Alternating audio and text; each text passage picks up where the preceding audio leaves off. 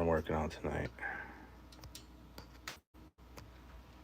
Got my drinks, my cop car references.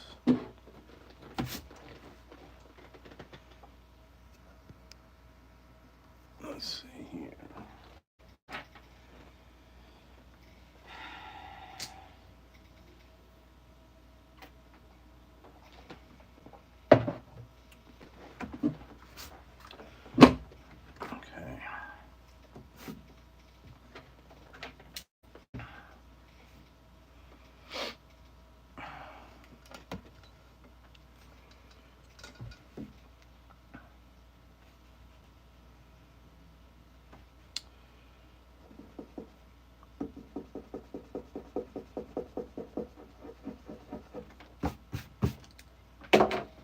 See who pops in tonight.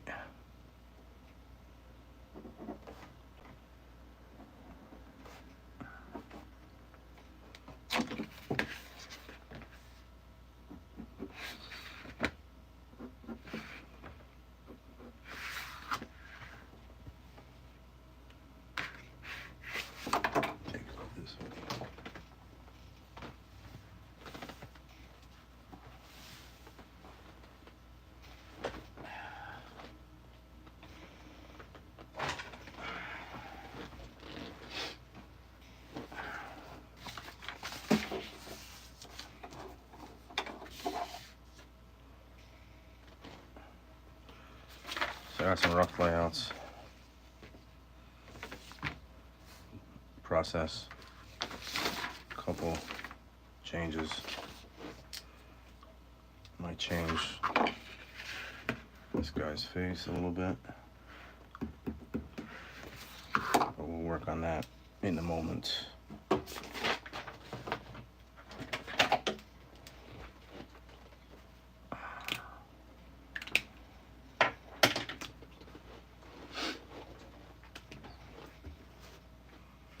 Play with some crows.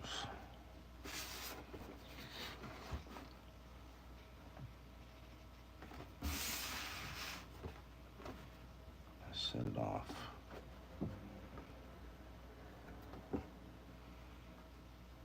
Little beaks. These little fuckers.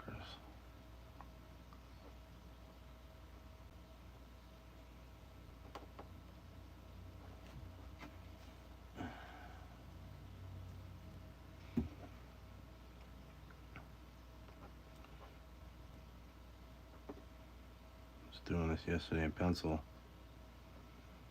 I wanted to step up this page with textures and perspectives and points of view. So I don't think I'm going to finish today. I think I got a lot to do on this page.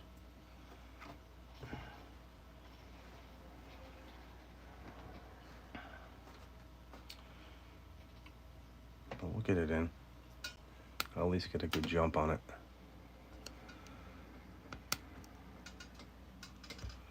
And then I'll get to finish maybe over the weekend. I also was supposed to put up one of my video blogs today. I gotta do that when I get off from a couple weeks back, a couple months back.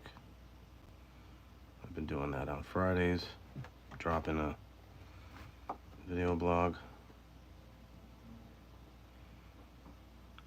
For the people who are not on the Patreon. It's been pretty cool. Let people get caught up on that.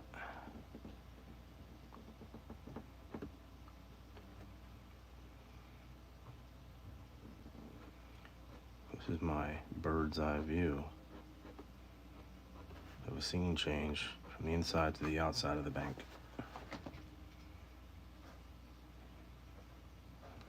Little peanut gallery up here on the top. Checking out the scene from above.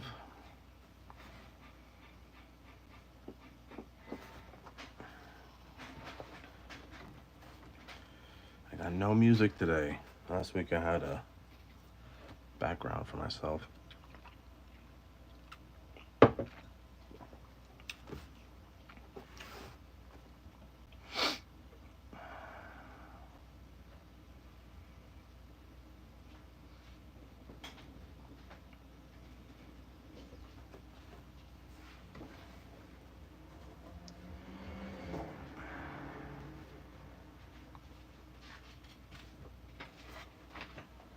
Baby. You want to say what's up to everybody? Hello. You sound like you're answering the phone. Looks good. It's quiet in this house today. Ow. Why do they have coffee? Shh, don't say that. Not supposed to know.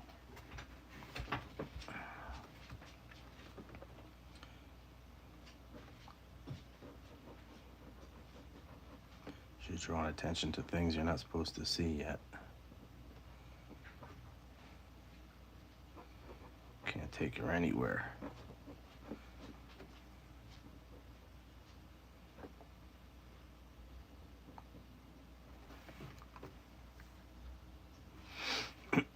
Who's up in here today? See a couple guys in here watching. Friday afternoon. Tried to get in a little early. I know people got things to do on Friday nights.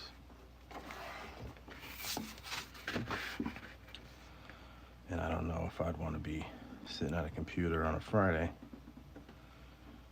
So I figured I'd get a little bit in before it gets too late tonight.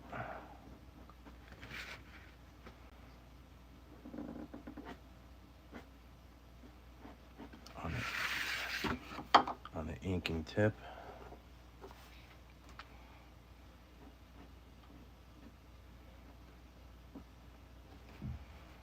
I want to have some loose lines, some of the organic stuff, and then get into a micron with some of this more technical perspective shit.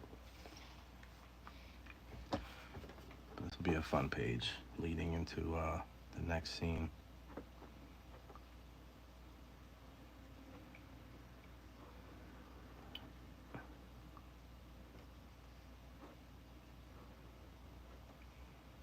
Can never have enough random birds in the scene. Maybe being nosy, maybe just checking shit out, judging people. Why not?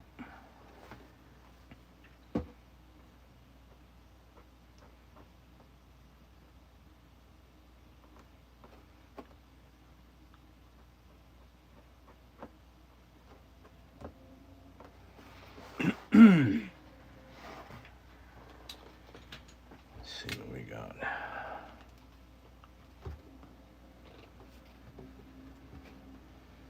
A little bit of detail.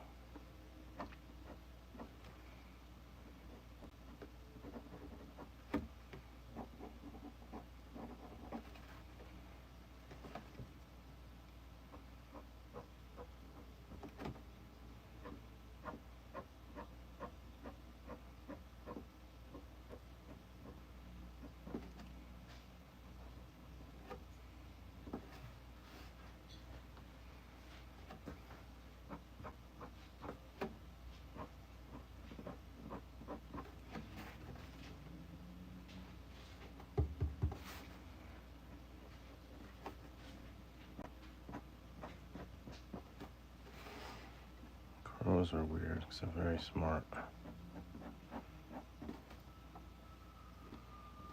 I wanted to have a little bit of a outsider point of view, checking out what's happening here.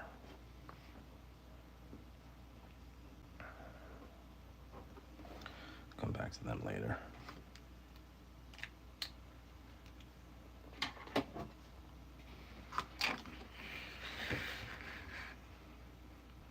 Trying to do a little detail zoomed in this week.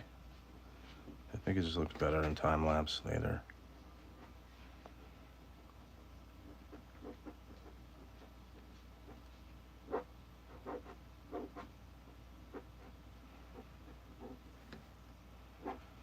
Some things get lost in the time lapse process.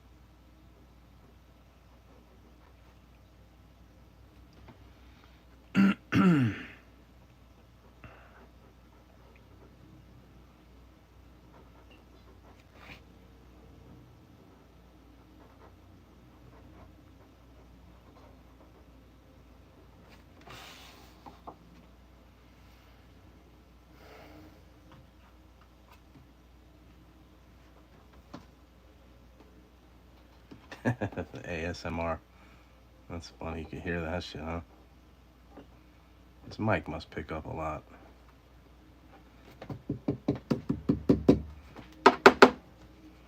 Yeah. Hey, babe. Somebody was just commenting like it sounds like ASMR crew. What did they say? ASMR vibes.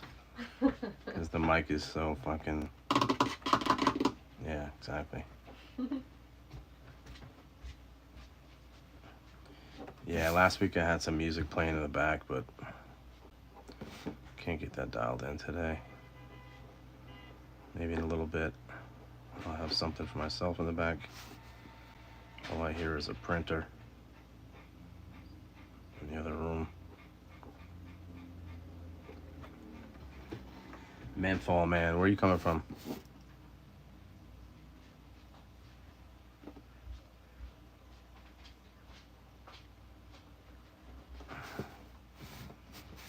A little cup of coffee on the top here.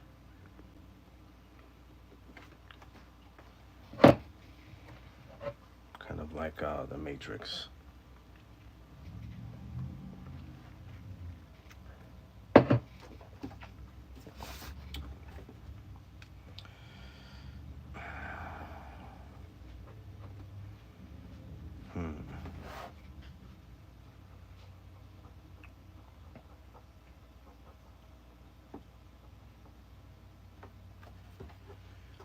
The DMV.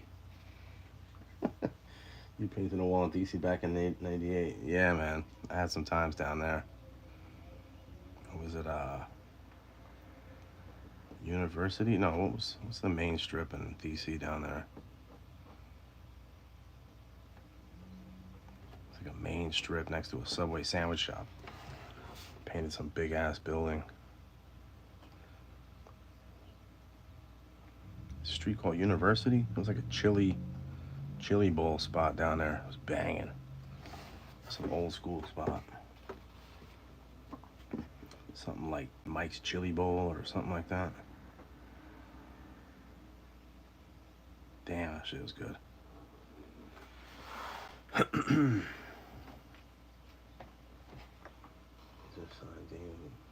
Tone Evil. Yeah, man. DC was a spot back in the day. Used to have fun down there. I think I did 75 miles an hour past the White House in a Honda at like 3 a.m. Driving a Honda. I think it was Syme's car or some shit. I don't even know why I was driving. And then we threw a microwave out of a moving car. I don't know, we did some wild shit back then. Remember this? Oh no, it was a toaster? Microwave? Toaster, something like that. Threw it out of a moving car and watched it like bounce around on the highway. Yeah, man, the 90s was wild. You could get away with some shit back then. Things done changed. It's a police state now. I'm sure people are still doing dumb shit. And good for them. I had my times. Nothing against youngsters having some fun. As long as they ain't hurting anybody.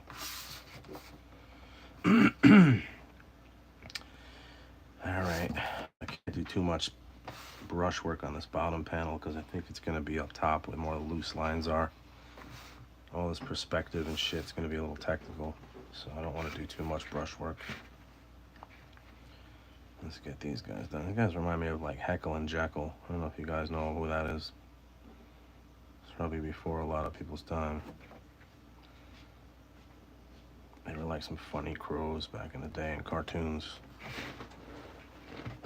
I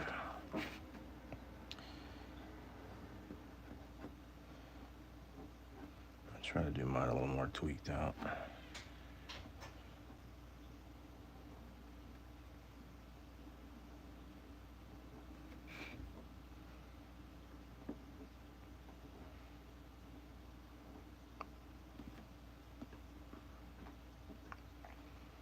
Mines are a little more devious.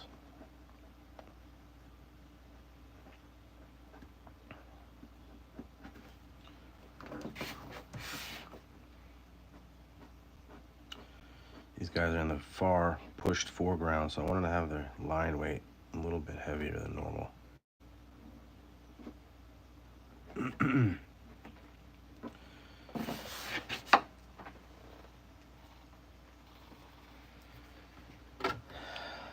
Yeah, man. You still down in DC? What's DC looking like these days?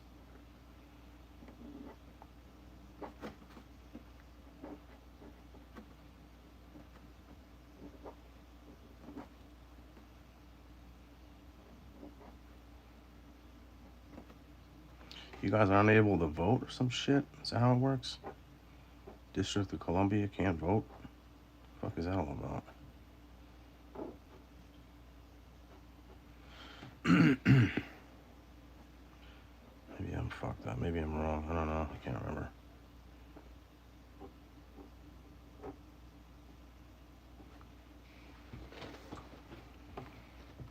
Drawing some fucking crows.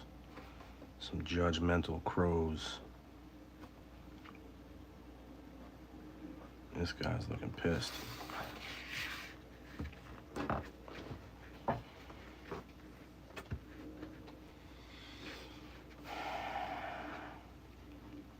Can't wait to color this shit in later. Black and white's fun, but I can't wait to color all this stuff.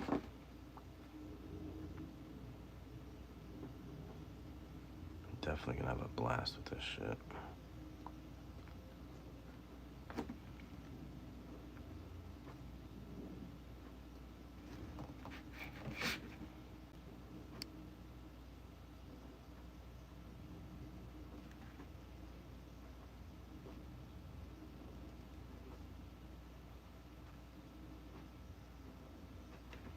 The original Angry Birds.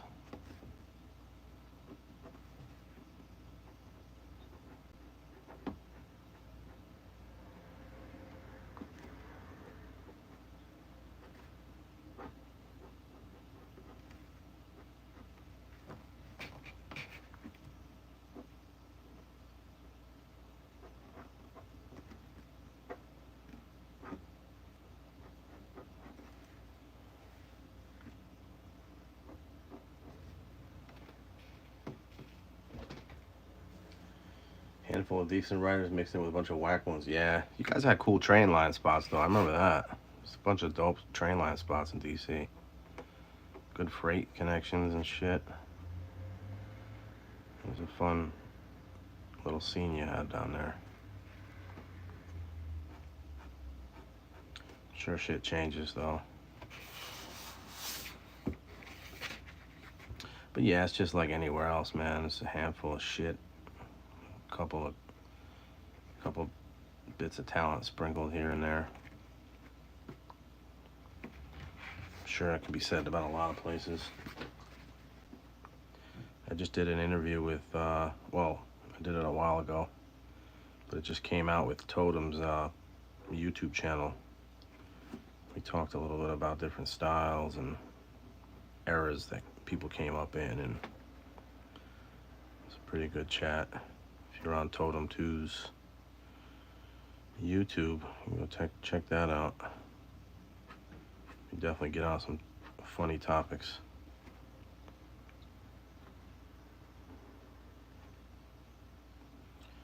He thinks we're gonna piss people off with it. I don't see it. I think people understand what's up. He's like, nah, we're gonna piss people off with this shit. I think he was trying to get me to talk some shit. I just say what the fuck I feel, man. I don't bite my tongue. If somebody asks, I'll tell them.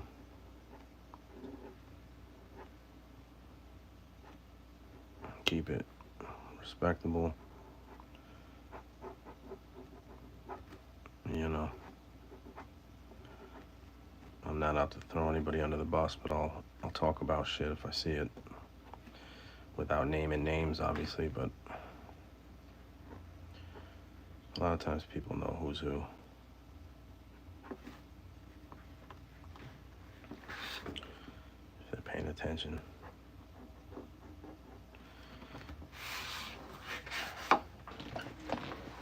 Okay. Yeah, I don't know what much else I can do with the brush. this side anyway. Switch over to a micron. Maybe I'll do the top. Let's move this up. How's that doing? Pretty good.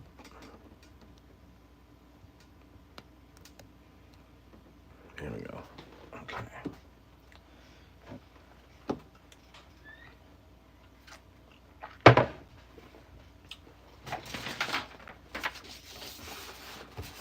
So I got this guy I want to do.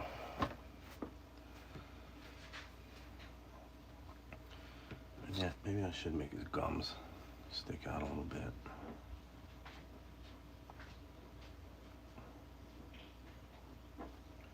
This guy reminds me of like the Jerky Boys or something.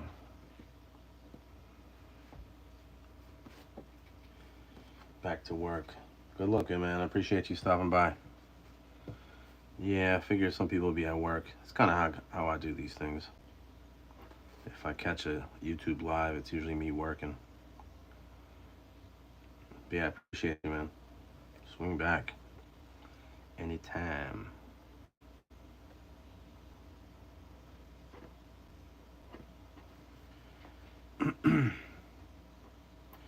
DC in the house.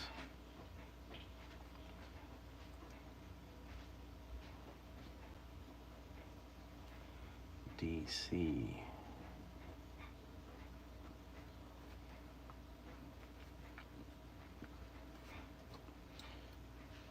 Keeping with my fucked up police psychology, I always like to draw cops with fucked up expressions. There's no exception when it comes to these guys rolling in hot, looking like they're ready to just kill everybody, as they do.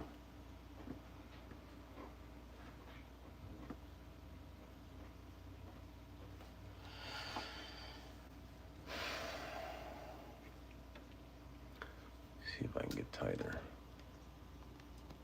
Oh, there we go.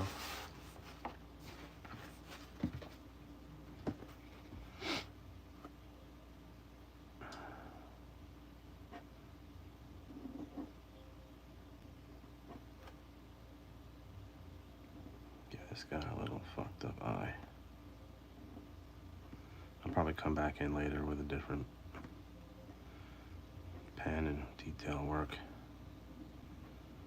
I'll get the click gesture shit in for now. Set the pace.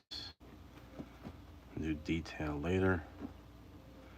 I'll pull out last week's page too. Or was it last week? Yeah, I think it was last week.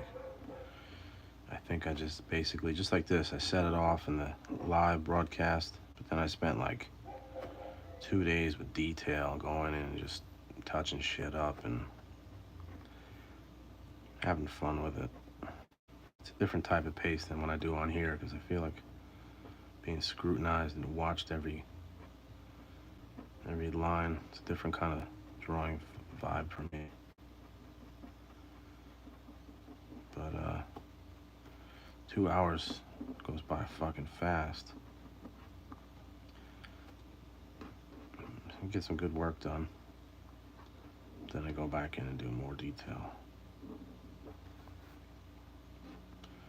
It's got a weird arm. Little elbow thing popping. Some stress lines, some wrinkles.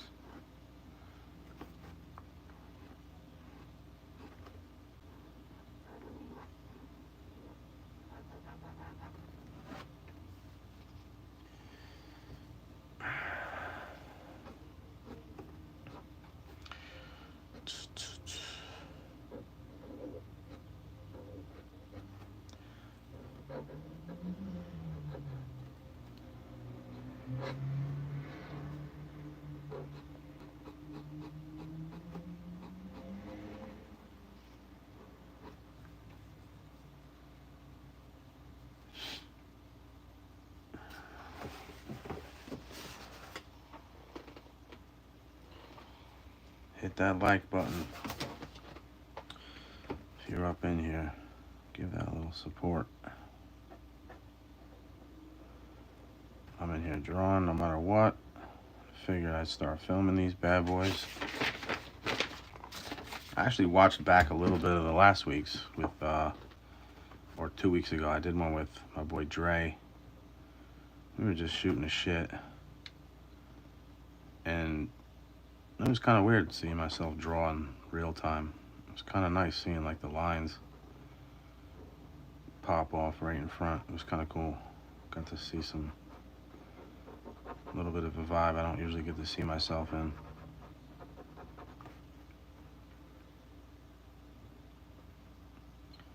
I did one of my fake advertisements.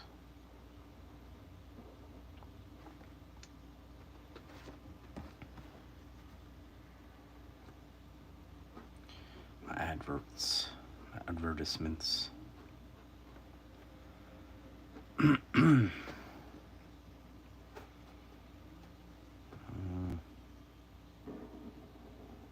Give this guy a big lip.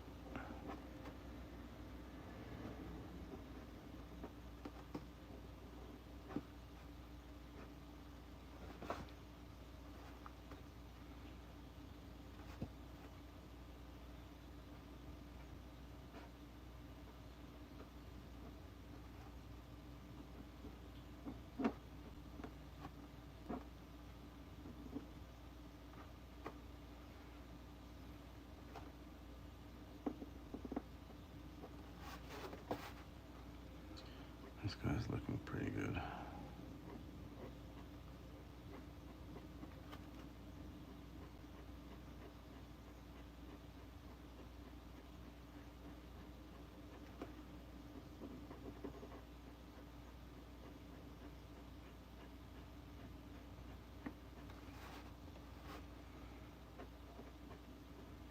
Got my coffee tonight. Got a little glass of red wine on the side. About to get it in. Set off my Friday with a little caffeine and a little Cabernet Sauvignon. Cabernet Sauvignon. A fine Cabernet Sauvignon.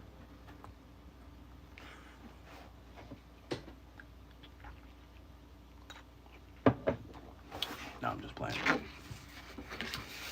I am not drinking made up shit. And it is not from Spain.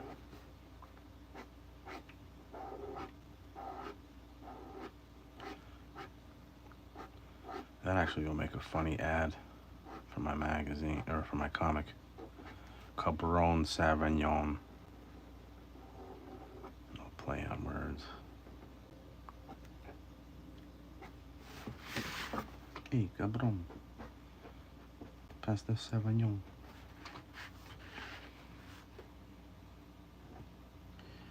So these are kind of a continuation of some cops I had in a few pages prior, but not the same guys. There was a APB on the radio, and I think I'm having it to where like the whole fucking police force is just rolling up on the scene without the knowledge of the guys inside.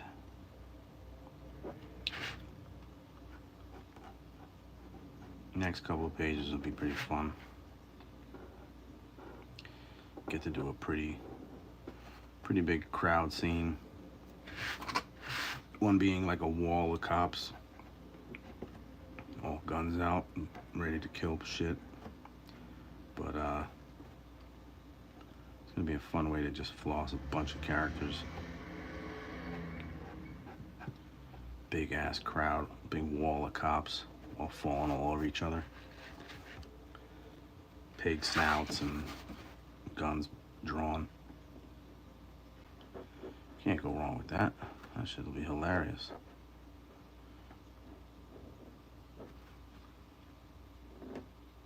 It's crazy. I got all these funny pages planned out. Big, crazy layouts and some real quality flossing pages. But the shit is, I gotta get you to it. I can't just do them. I have to like get to that point where I can do it. But somewhere along the way, I gotta try to make each page cool in its own right. So when you look back, each page kind of has fun shit happening.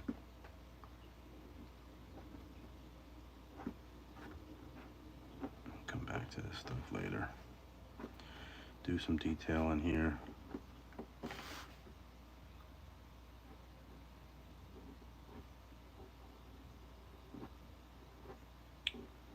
For now, we're just gonna box things in. Delicate touch.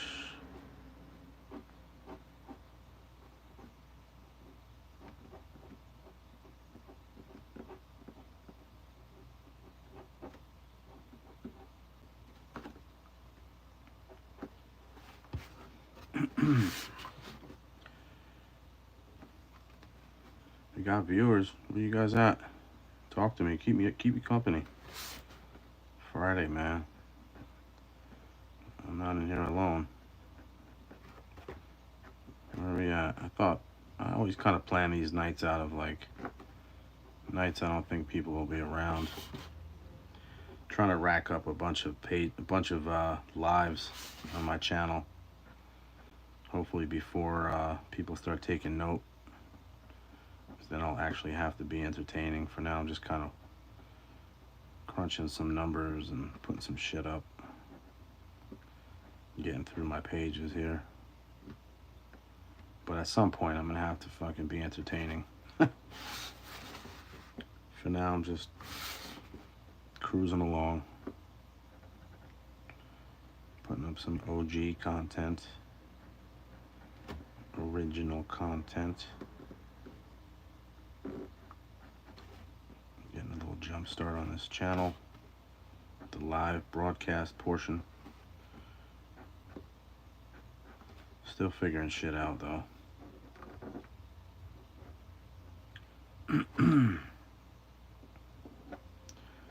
Learning on the job.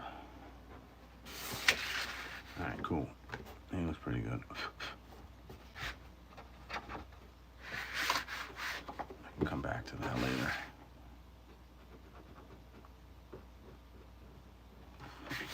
Yeah, this is gonna be fun to color.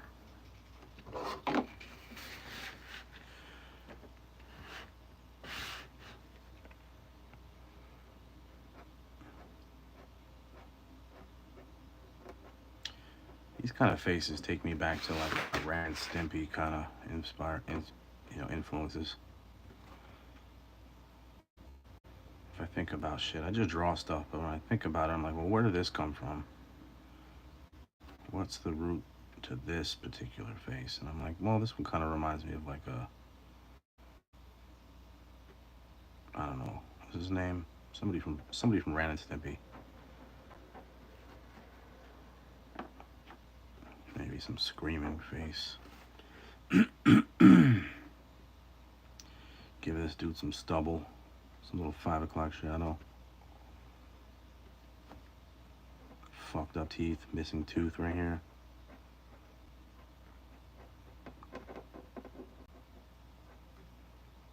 Ready to fucking kill somebody. I don't even know who's driving this car, but this dude's ready to go.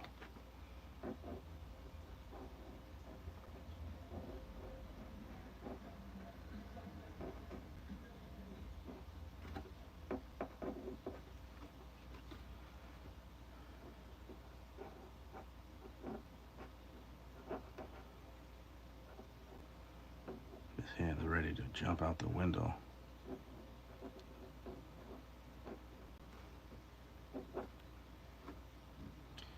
Got a mirror, a little reflection of his teeth. Who knows? Maybe he's not ready to kill people. Maybe he's just checking his teeth out. It's like, I'm gonna run up in a bank. I gotta make sure my teeth are clean.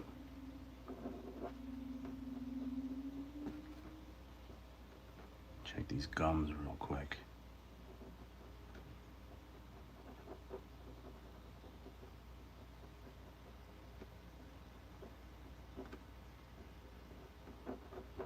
up with my gums out.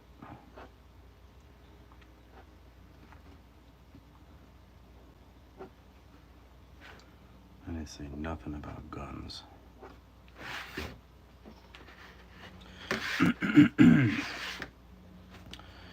Anyway, this is what we're doing.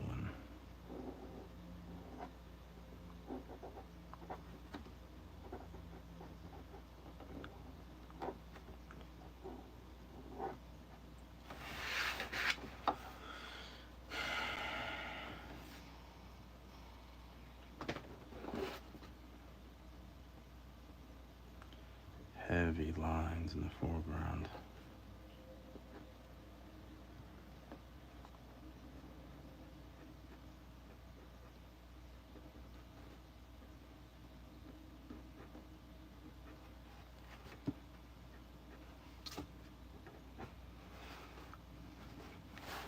I guess the doorknob could be a thick line.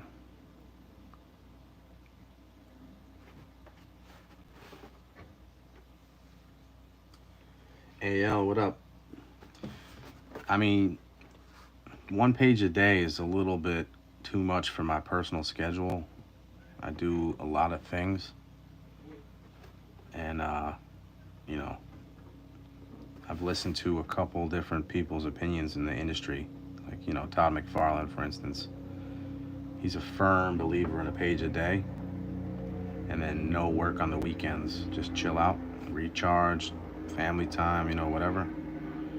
But, and I understand what he's saying, because I mean, it paid off for him. If you look at what he's accomplished with his page a day mentality, and he was a beast for years.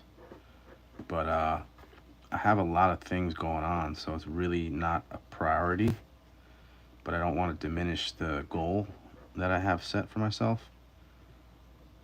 So a page a day for me, you know, unfortunately for me, I could spend a day just developing the layout and researching backgrounds and getting my mind to where I can't even sketch it out first. So if this was like my one gig, I could probably wake up on some 9-to-5 schedule and do a page a day. But as it is now, I try to stick to a page a week, because then it keeps me, you know, always pushing. I don't want to, Carlos, what up, man? I don't want to have it look like it's rushed, because I'm not in the industry, so I'm not focused on hitting those daily goals. I don't need that right now. So if I ever get to that point where I'm, like, say, hired by somebody to do a project, I'm going to have to stick to a different schedule. So I think those end results will reflect the amount of time I get to put on a project. So for now, being that this is my only schedule, I literally just thought about, let me just do a page a week and just see what happens in like 6-7 months. I wasn't really thinking about rushing this shit. So, and the beauty of this shit is it's like I'm learning as I go. So I'm actually like stepping up my stuff as I go along, and that's kind of what I wanted to do with this. Force myself to sit and draw and just see where the developments come. And man, like I look at this project already and I go back to like page 1 through, I don't know, 7, and it's gonna be cringy for me by the time it comes out. But I think that's kind of funny if you can laugh at yourself a little bit. It's almost gonna be like a journey through the book of like just a crazy development story. Not just the story, but you'll see a lot of progress as the pages go, because it's literally like a week, you know. So I'm going through what may end up being like a year's worth of drawing for myself. So, you know, and I'm finding the tools that I like to use that I may not even want to use, the stuff I used in the beginning. So a page a day it's a good schedule if you're in that industry. You know, for years I've heard about that shit from people who have been in the industry, and that's kind of the go-to. I think if you're inking your own stuff, I think you have a little bit of buffer on that. But yeah, I'm just trying to have fun with it and not look back at it like I should have spent a little more time on things. My goal is to kind of keep it fun and I want people to see it and know that I had fun doing it. Because I was watching some guy today who worked for Disney. And he was inking a page. And, dude, it just looked fucking... It didn't look like this guy was having fun, man. Just his pencils alone. And then having to go back and ink. It just didn't look fun to me. And, I mean, I can't speak for the guy, but, you know, I want people to know I had fun doing this shit. What's going on, Carlos? Good looks. Thanks, Ale. I appreciate it. I can't speak for everybody, and, you know, I'm sure I'll change my ideas as I go, but, you know, I have a little bit of an idea. Like I said, man, I got so much shit going on, man. I got, like, commission paintings I gotta do behind the scenes, and clothing design shit for my t-shirt company, and it's just never ending, man. I don't want to sit and complain, but, you know, it's just good problems to have, but it's a lot. I got my hands full.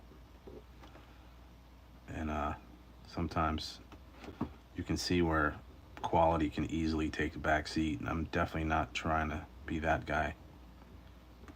So, slow and steady, man. But thanks for the question. Where you coming from, Ale?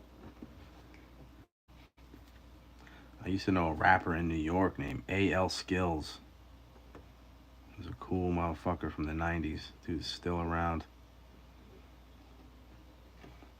OG 90s hip-hop dude. It was like a New York staple. This guy was everywhere.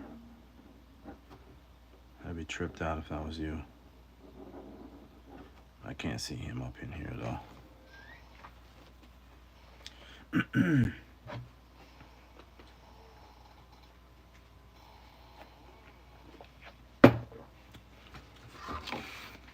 Have a drink, babe. What you got? It's on the table. Got a whole bunch of shit. I got wine. Friday night. Yep. That's what I'm thinking.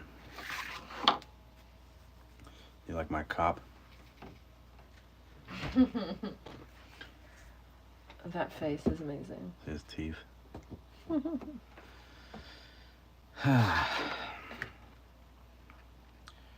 Yeah, this is gonna be a fun page. I'm gonna step it up, but it's gonna take a while to do it. So I'm gonna start it tonight and then probably spend a few days.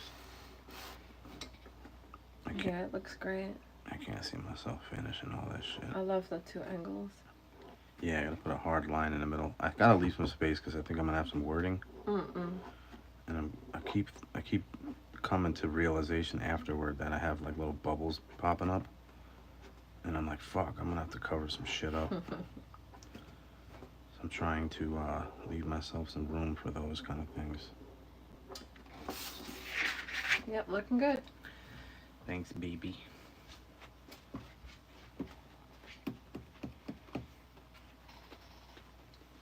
Page is looking good. Burn unit fam. Oh, okay. Damn, AL. I did not know. Now I do. Burn unit's got a fucking package coming in the mail down there soon for the podcast room. Tote doesn't even know. It's just gonna show up. I just boxed it up too, otherwise I would have gave you a sneak peek.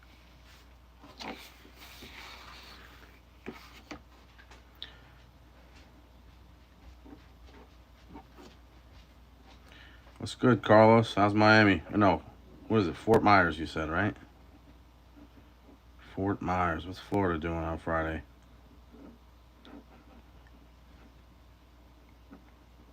A little different on the time schedule this time. I don't know who's checking in.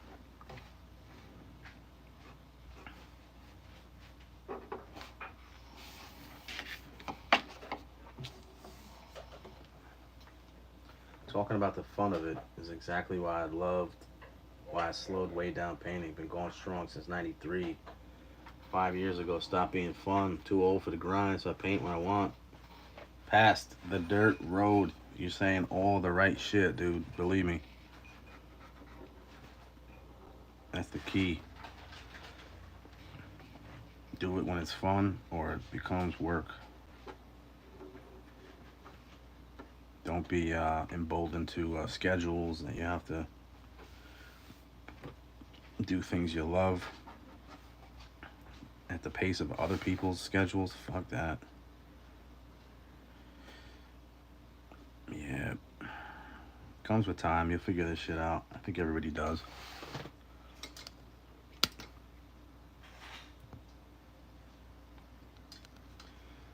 It's hot. Me and the wife got Joe Coy tickets for the weekend. Oh, that's what's up. Yeah, that's a funny dude. I don't get out much. I caught a Bill Burr concert. Or no, what do you call it? A Bill Burr stand-up, I guess you call it? Yeah. With my boy Risk 9 a couple years back. This shit was too funny. But yeah, Joe Coy's pretty funny. I think is he from the West Coast? I think he's a Cali dude. Yeah, I don't know, man. I feel like I know that dude from back in the day. He's just a familiar face to me from like, I don't know why. There's a couple comedians that live in LA now that I'm like, I think I know this dude from like the early 2000s. A lot of dudes used to be in the clubs and bars and New York underground hip hop scene and shit.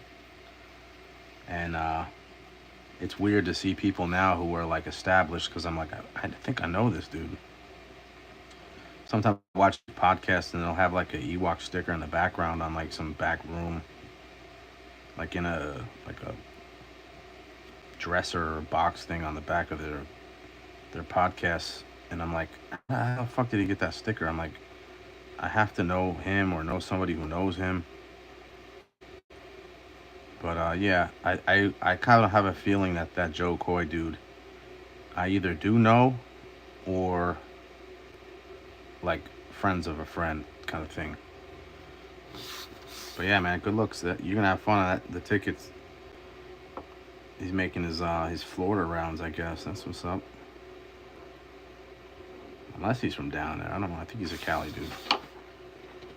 Cali guy, yeah. That's what I thought. Yeah, there's a couple dudes out there, like they're Filipino cats that I think are like connected to dudes on the East Coast and might have been out here back in the day.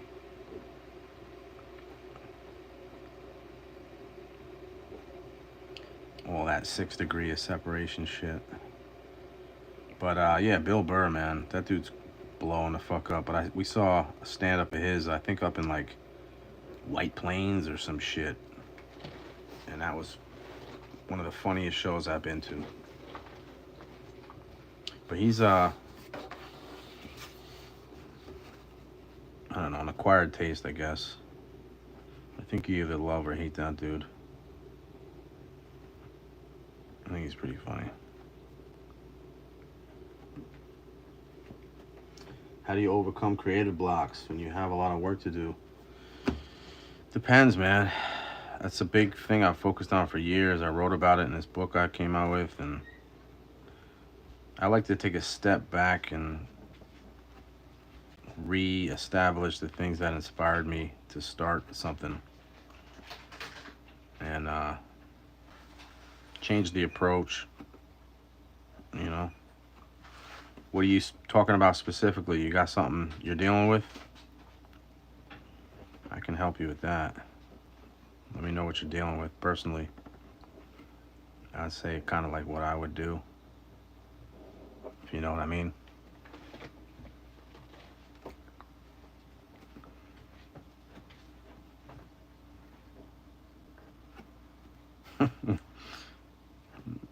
I got a stalker behind me. Creeping. What are you making? Me? Tea. Tea, huh? I thought you were going in.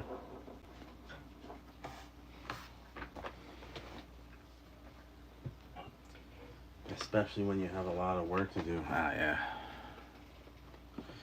There's something to be said about variety of things to do. So, like, if you're stuck doing the same shit from, break that cycle and try to do something else. And you're from the burn unit, fam. So, you know about my dance background. That was the thing for me. I would spend like 2 months being OD obsessed about, style and footwork and power. And I would kind of put the graph shit down for a little bit just to get away from it and let that battery kind of charge back up a little bit. And that would allow me to come back to it with a fresh feeling and full batteries, a lot of energy. And then when I would get tired of b-boying, I'd just go hop back on some graph shit. And then when I get tired of graph, I'll just go hide out in my ciphers with the fellas, practice, and it's a good balance to be able to have something else to kind of parlay away from. Let's see. Oh, Carlos, you got the bag. Dope. Gotta post soon. Yeah, that little CGC seal is gonna be dope, dude. That shit's gonna be graded, sealed, airtight on some fucking time warp shit. It's unfortunate though, you're not gonna be able to like open it up and look at it without cracking the seal, but still, it's cool.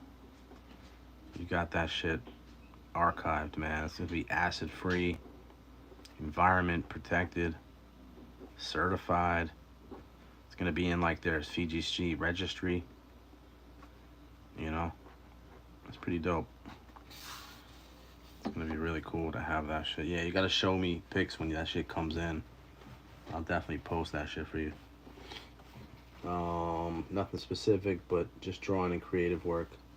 I like asking other creators how to get through it. Yeah, it's weird, man. Like, I think everybody has different kind of creative blocks and shit, but I don't hide from that shit. I talk about it to friends and people that are curious. I have my own methods.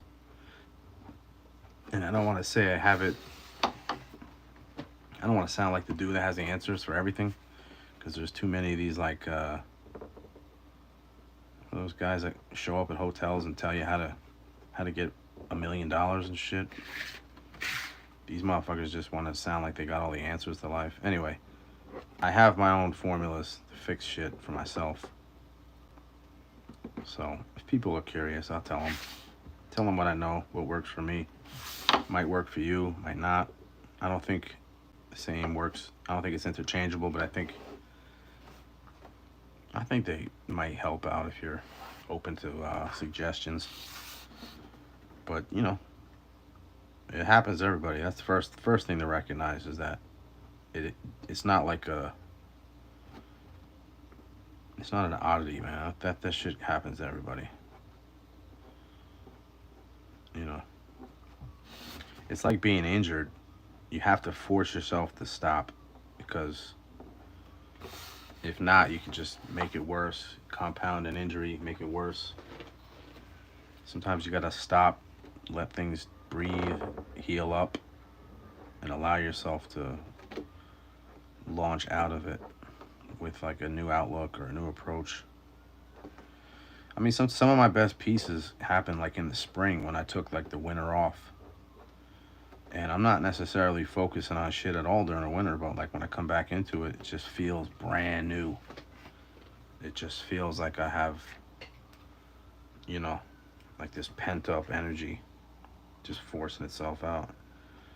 So it sucks when you do have a deadline or you're forced to do it. It becomes a routine. And I think a lot of times in that sense, you just kick into like, I don't know, momentum or like a habit. And that's where you can develop a lot of bad habits.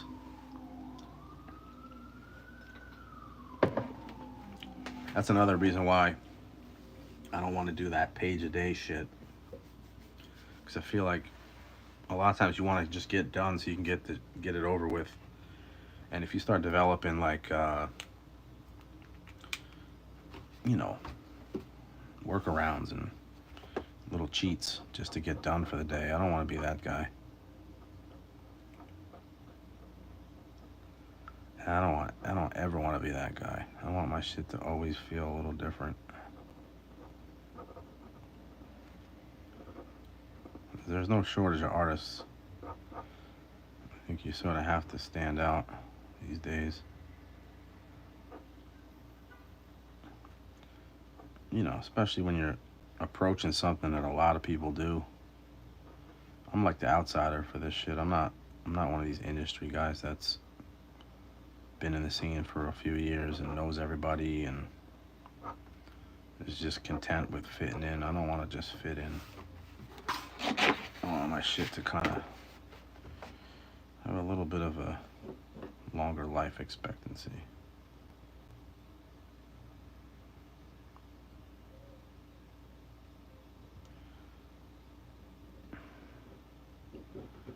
There's a couple of people out there doing it like that, I think, that I like.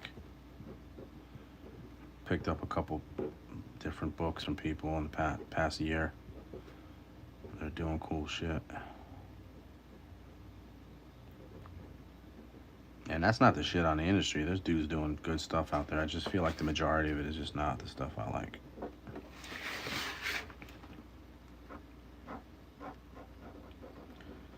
The industry tends to make people crank shit out.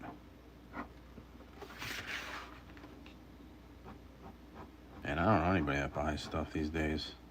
Comics off the shelf. I can't fuck with it. I've tried to look at it, do a little market research, see what's going on out there in the world. Most of it doesn't do nothing for me. AE, where can I find the book you wrote on a podcast with Totem? Oh, it's written. It's not out yet, dude. That's like, the book is written. I'm still sort of compiling info from people that are kind of adding to it. It's a book that I wrote during COVID, so like it's not going to be for a while, but it's done. So that's the only reason I'm working on this is because that project is pretty much done, written. I just have to do the layout, you know, which is another process visually to sell it. So that's kind of a big step for me, just to actually have to do the layout. So in the process of me finding photos and shit, I'm actually kind of snooping around to see if I know anybody that knows like InDesign and book layout type shit that might be interested in either doing the project for me in terms of designing the layout with my help, or whether or not I have to do the whole fucker by myself. But the heavy lifting's done. All the content and the writing and all that shit's it's rocking. It's ready to go. But as far as a physical product to see and read, it's not gonna be out for a minute, because I have this project that's more of a weekly thing. And I keep adding chapters to that last one. So the book that's, like I said, is already done. I just started this week writing about a couple, I guess you could call it like honorable mentions. I'm writing about Phase 2, Dero, TFA, this guy Sass, Cento, TFP. Certain little highlights I wanted to just showcase and speak on in relation to a topic that the topic of the chapter is called biting versus homage, and I try to draw a distinct line and a difference between people who copy and bite people's style and people who are seeing a person's approach and style and trying to do a homage version, and kind of like, it's weird because a lot of people will just bite shit, you know, shamelessly bite stuff, and then every once in a while you see somebody do a homage piece, and it's like they're doing it to showcase that person and celebrate whoever the person's stuff is. So for instance, I did a Phase 2 homage a couple months back, because Phase 2 and I had a bunch of really good conversations through the years. I used to see him around a lot in the city, at like b-boy events and Zulu anniversary events, and we had a very interesting, special relationship when I would see him. And when he passed away, it was during COVID, and it kind of fucking caught me off guard. And this guy Clark Fly ID hit me up on the phone, and he's like, hey, and I hadn't spoken to Clark Fly ID in probably 10, 11, 12 years. And he said, hey, did you hear that phase 2 had passed away? And I hadn't. He might have been the one that told me about it. And he said, you know, it hit him because he had just spoke to him like a couple months prior to this on the phone. I don't know how he linked up with him, but he spoke to him on the phone. And he goes, and if you know this dude Clark Fly ID, he's very like soft spoken, and he's very like he's an exact type of dude. Like when he talks, you kind of you'll listen. You know, he doesn't just say shit to say shit. When he talks, you listen.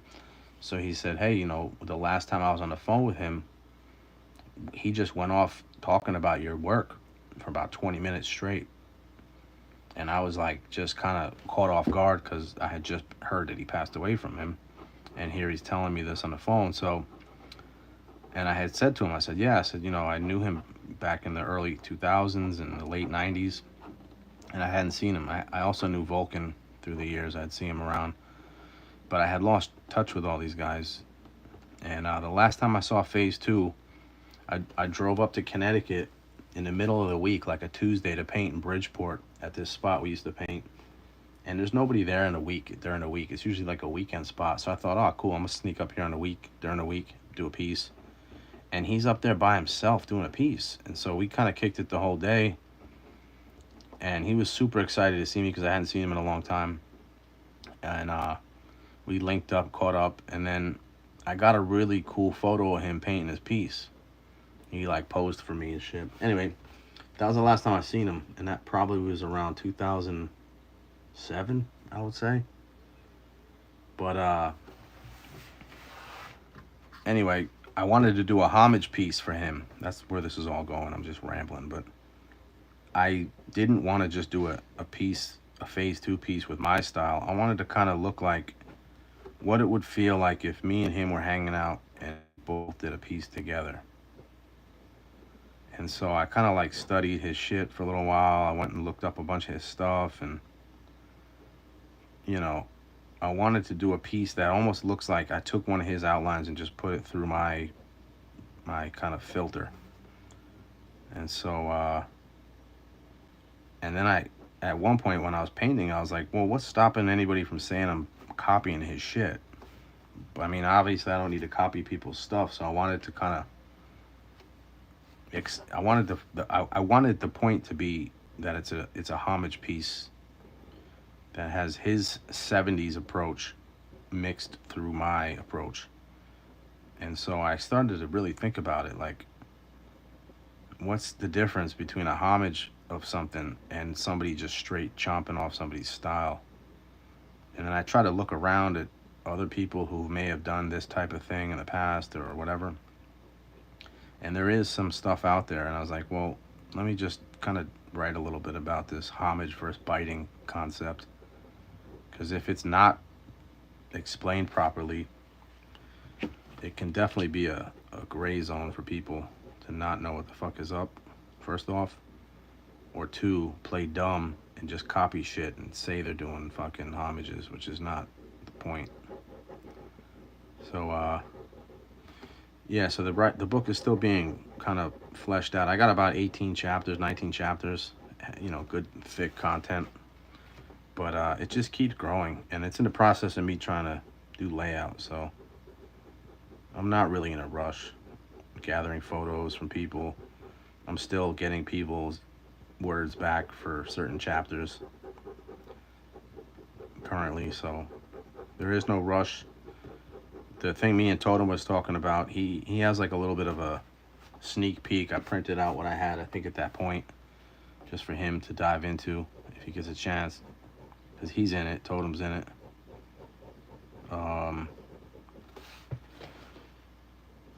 But yeah, it's, you know, it's anticipated. A lot of people know about it, but a few people have seen certain chapters. But it's coming. There's no holding that shit back. Like I said, I got a lot of things going on, and you know, there's a lot of things happening right now. It's slowing things down, from fucking real estate investment to just whatever is going on in my life. I got my hands full. I need interns. I got my clothing brand's coming back with an investor right now. I got a meeting on Monday. So I got somebody who's about to drop a chunk of fucking money into my old gimme project to help me basically power that shit through into the new world. It was in the background for a while. But people are gonna be surprised when this shit comes back, man. It's gonna come back with a fucking vengeance. So if you guys buy any of that Gimme Project stuff, you're gonna be happy about what comes out soon. Because I got about 3 seasons designed and ready to rock. But yeah, go check out at the Gimme Project on Instagram. Definitely follow that shit if you guys aren't already. Because that's gonna be some fun stuff coming out soon, being promoted, and you know, the game's about to change.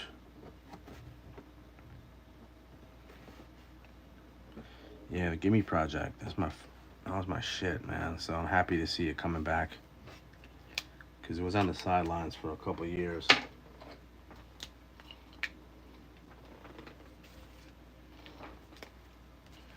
But we got 13 people in here, a couple people watching, a couple people talking. Anybody can feel free to chop it up, keep me busy, keep me talking. Or else you're just gonna get that ASMR shit.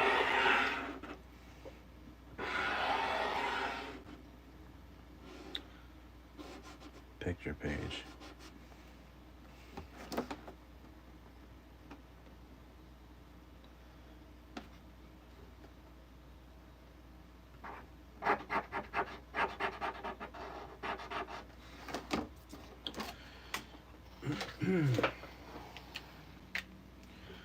Where we at? 5 o'clock. I've been about an hour. Damn.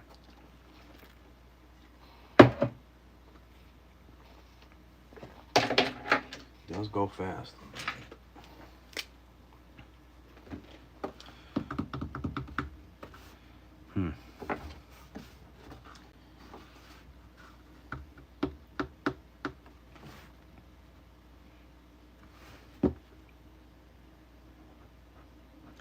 The Micron. I never used to like these tools. It's growing on me. It has its purposes. Real skinny fucking soft lines. They're great for backgrounds.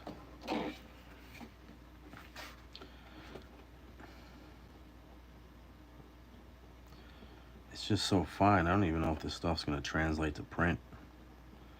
But when I do these pages, I think of it as like a piece of art for somebody. Like, because I collect comic pages from artists. So I'm like, if somebody was to ever buy this page, I want them to actually enjoy looking at it up close. So whether or not some of this shit translates, that's another story. But as far as owning this shit, I want the piece to be nice when you hold it in your hand and look at it up close. So after these YouTube lives, I go back in and fucking hammer out a bunch of fucking detail you guys are definitely not seeing.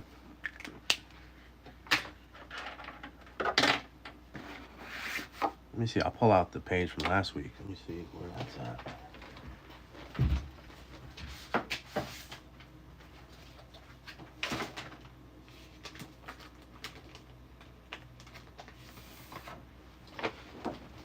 This is from last week.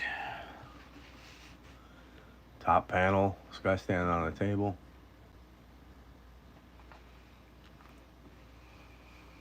Got some Zipatone up in here just to keep it. Some 90s, 80s vibe because I love it. Don't need it, but I love it. This guy, they're both panicking out under the table. This guy's got a gun. The interior scene. And then the bottom panel, this guy's got the money bag. He's ready to bounce. So, got some white medium in there, blasting some action in the back. You got Karen in the bottom, hiding out. And yeah, a lot of this stuff, if you checked in for that live, there's a lot of detail in here that I just couldn't do. Because I don't like to turn the page much, so when I can, off camera, I can turn the page and get some fun stuff. But so yeah, so that was last week's. A little close up. Some good shit, some spray paint. Yeah, that's page, I don't know what page that was. 15? Good old Meth Mouth. Yeah, you seen it. Where's Meth Mouth at? Oh, right there. There's Meth Mouth.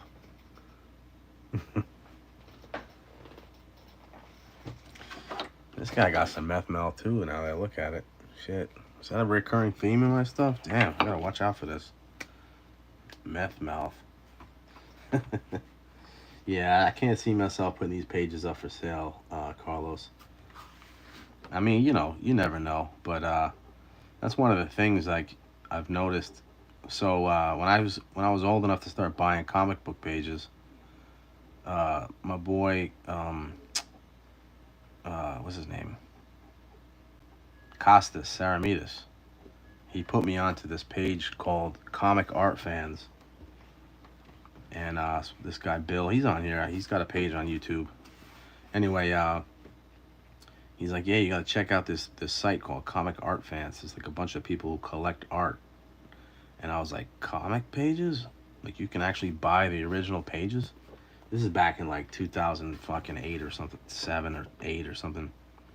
So anyway, he gave me at the time a fucking Mark Silvestri Wolverine page inked by Dan Green, who was a friend of mine that I grew up with. I talked about last week. And so this was like an intro to the world of collecting actual comic art, because I had come up as a kid just collecting the comics. I didn't know you could actually buy the pages. So I signed up an account and just started diving in, just typing in names of like artists that I knew from back in the day. I would look up like Simon Bisley and Todd McFarlane and Jim Lee and all this shit. And it would show pages and what they sold for, what they were worth. And I was shocked. Yo, some of these Jim Lee pages and some of these like Mark Silvestri Wolverine pages inked by this guy Dan Green, who I knew, it showed the sale prices for like $80,000, 75 grand. I was like, what? I was fucking shocked. I was like, yo, Wolverine, I don't know, 12 cover sold for like fucking $18,000 in who knows what year. It says it back then. And I'm like, this is insane. And I had spoken to Dan Green about it. And I said, yo, do you have any idea how expensive these pages are going for? I was like, this Wolverine, blah, blah, blah. And, you know, and he was telling me, he was just like so fucking annoyed. He was like, I can't believe I didn't hold on to some of this stuff. You know, back then, you know, because he was the inker, he wasn't the actual artist. He was telling me, you know, they might plan before the issue starts that like, okay, you know, Mark Silvestri might get like the cover sent back to him, and then maybe Dan would get the page 1 sent to him, and then page 2 would go to Mark Silvestri, and then page 3 would go back to Dan. So like through the years, you know, it just might be that like page 5 was just like a banger page with like a full-blown Wolverine action scene, and those shits fucking are ridiculous prices. But like, who the fuck knew that this shit would cost or be worth that much like later on? So there's eras where you hear about these people at like Comic Cons back in the day, like buying Jim Lee X-Men cover for like $2,000. I mean, that's just like over $1 million now. Like nobody knew that this was going to be a thing.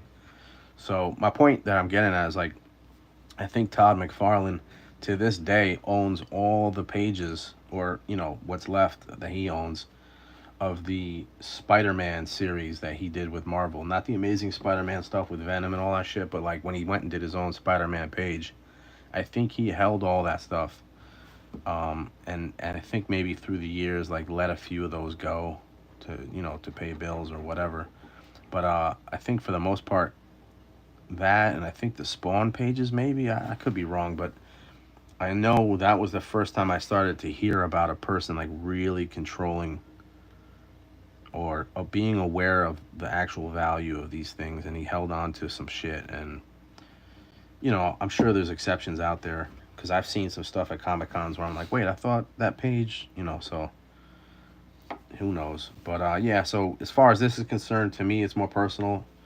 I can't see myself selling these pages, but again, you never really know. So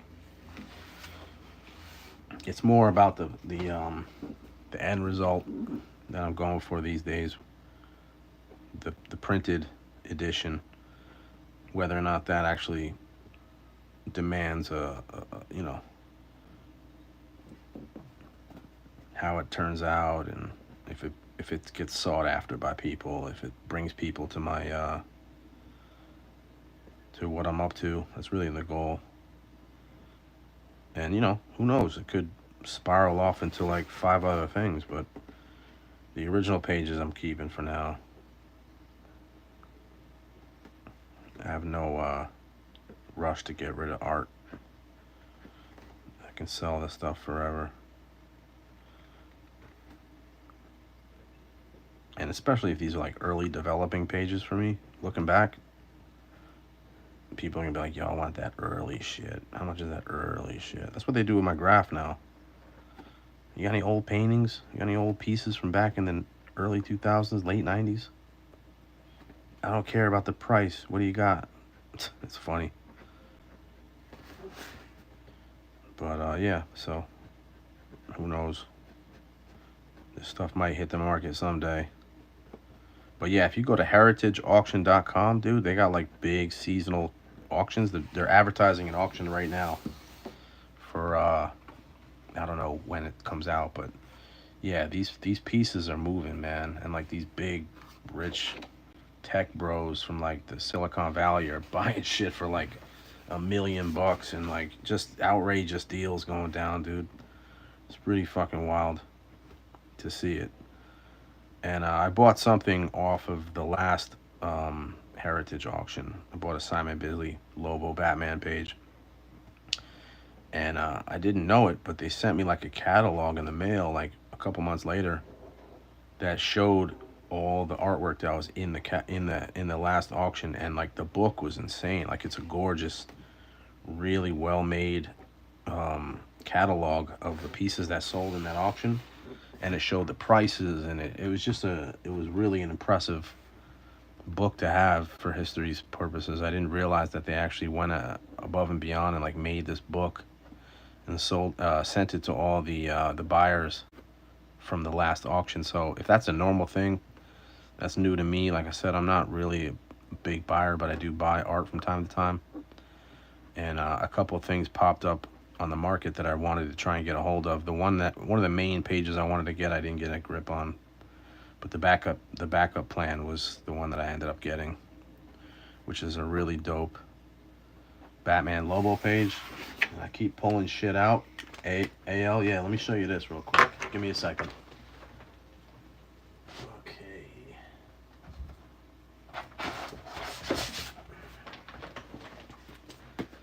So I got a lot of shit.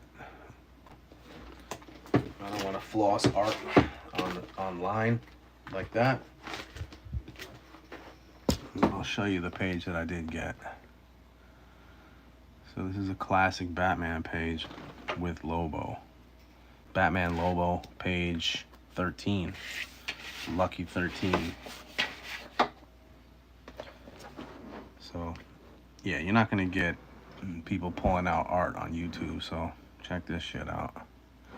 And this is, like I said, this is early Bisley, 90s.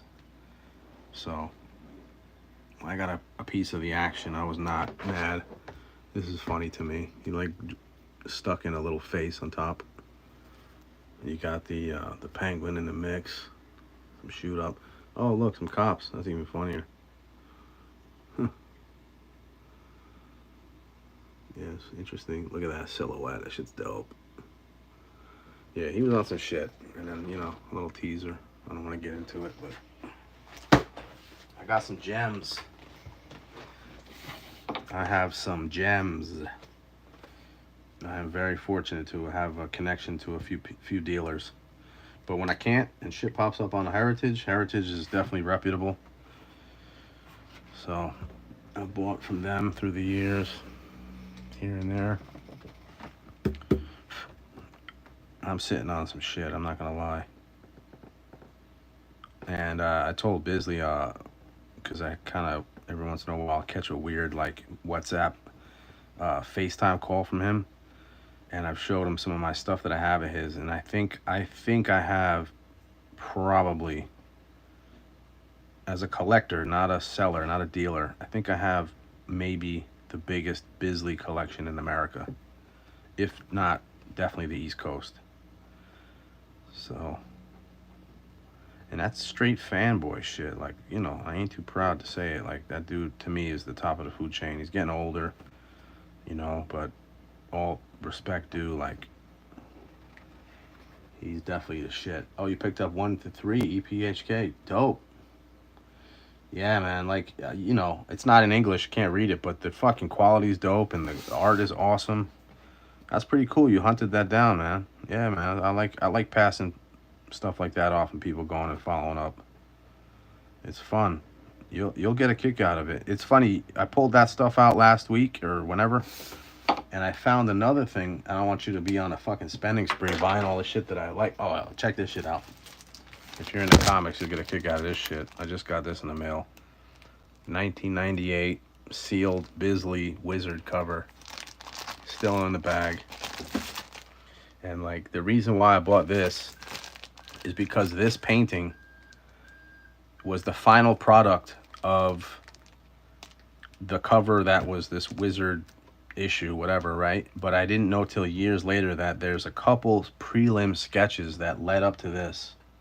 And as it would be, I have one of the prelims that wasn't used for this. So there's a sketch of this that ended up turning into the painting, but there's also a sketch from the same exact era that he was probably sending to the editor, like, how about this one? And they picked the other one, but I have the sketch to this. Damn, I'm gonna be flossing fucking Bisley all night. Hang on a sec, let me show it.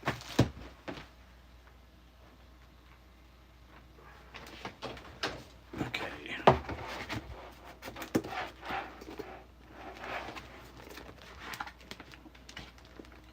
Come on, where we at?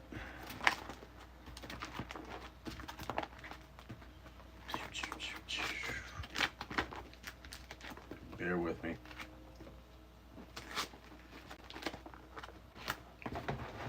So yeah, believe it or not, this is one of the layouts that was not used. And then this was the one that did get used. So, I mean, I just found this sealed. I don't really care about shit being all sealed, but I thought it would be pretty cool to have this next to the original that I have.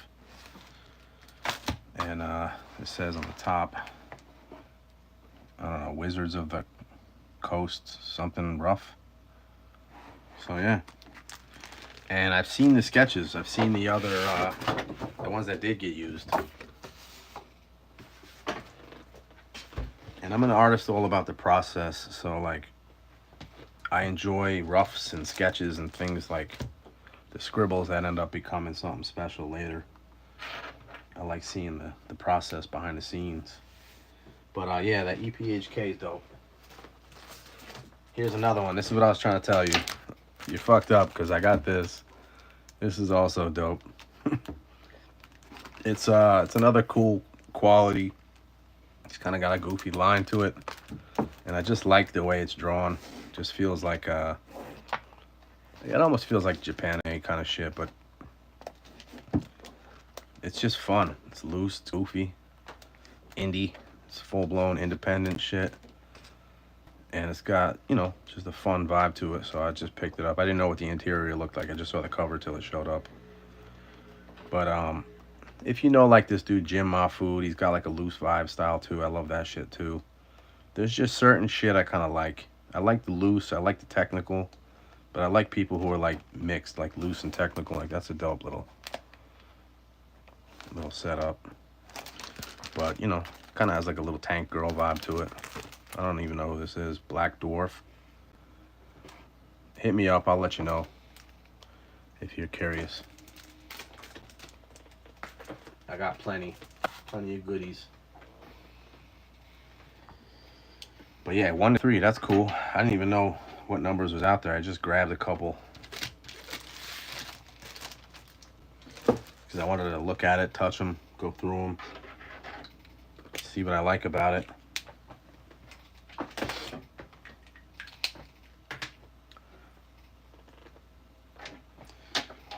You guys got me pulling comics out, man. I'm not even doing much drawing here. But we're kicking it. I'd rather just chill and talk shop.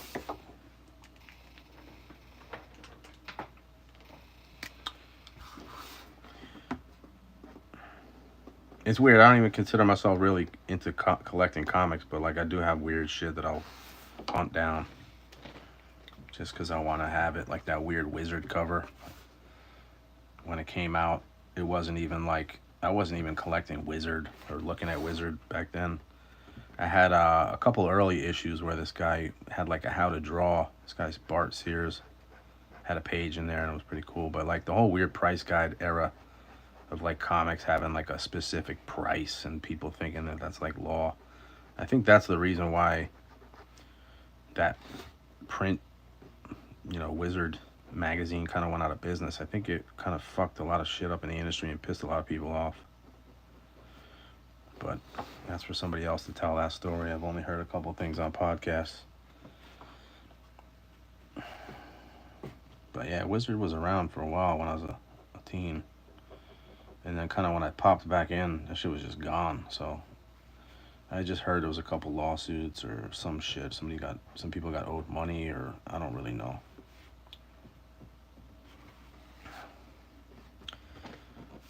But yeah, I think it was part of that whole Image era of like comics blowing the fuck up and speculation prices, and then when the internet came, I think it just kind of ripped the curtain out from underneath everything, proved all that shit to be horseshit. There was endless amounts of #1 issues out there, and it wasn't as limited as I think people thought it was, or the image they portrayed it to be, I guess you could say.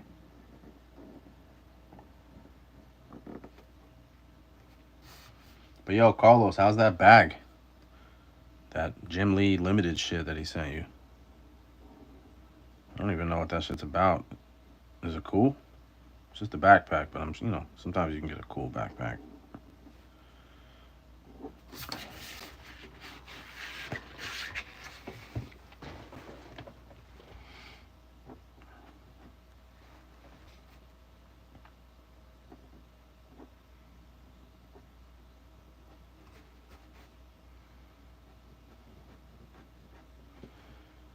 Hanging and drawing.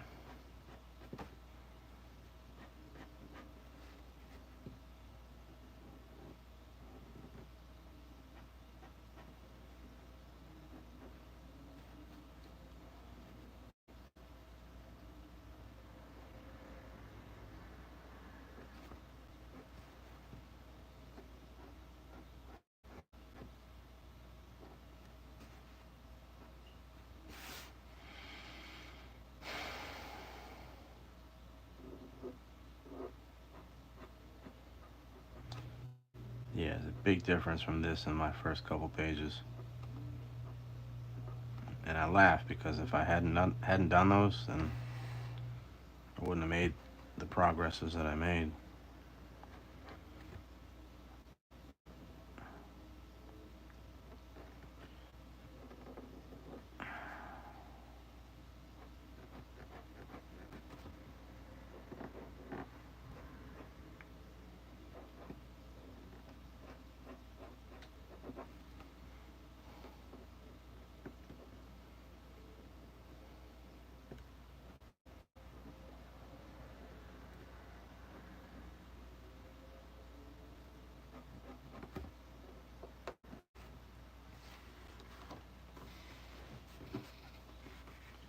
It's fresh, black with some blue smoke design inside. Oh, it's got interior shit. Outside's all black. I'll take a video. Wifey's still trying to get it. That's funny. Yeah, send me a little video on Instagram. I'm curious to check it out. Cause I don't know if they're out there to like still get them. I think it might be like a gone kind of thing. But if it is cool and it's worth getting, I might have to hunt one down. It's fucked up. I got all these like Louis Vuitton bags that I fucking bought and shit. And like I don't even like wearing them. Shit's out. I feel like I'm just a target on my back walking around with like Louis Vuitton bags. But like I need a nice backpack to just go walk around with and shit. I got my jiu-jitsu bag. It's more like a workout bag.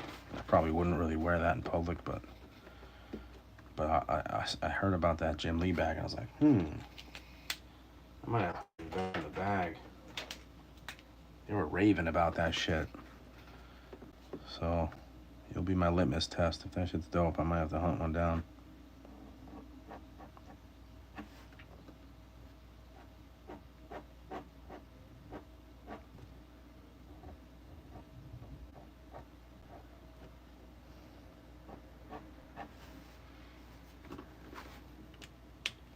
I haven't seen the one I received out. Oh shit. Yeah, Hank's got like a weird connection to shit. I don't know how he got it. He probably got like a promo or a sample or some shit. That dude's constantly surprising me, pulling shit out.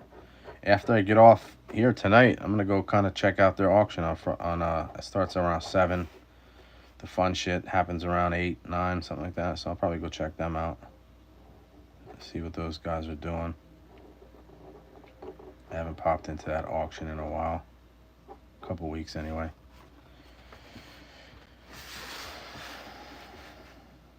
Jump in there and say what's up to the fellas.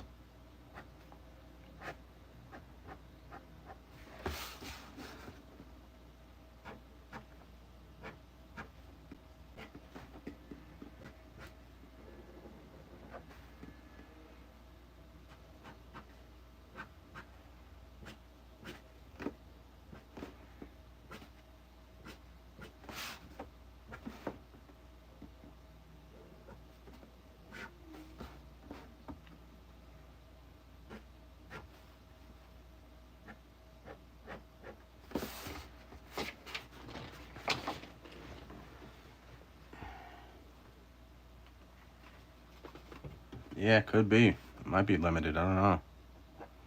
Again, I know the bags itself are limited. They did say that it was limited on that auction. I don't know if they were specifically talking about yours or just the bags in general, but I know they did say it was limited, so you could have a rare one. I know Jim does random collaborations with companies from time to time, so it could have been like some bag company stepped to him to do a little signature backpack kind of release. I'm not really sure. But you know, all black backpack, you can't go wrong with something like that. If it's quality, it's the hardest part these days, finding shit that's not made out of trash. And if Jim Lee's putting his name on it, I'm sure it's probably got some good quality to it.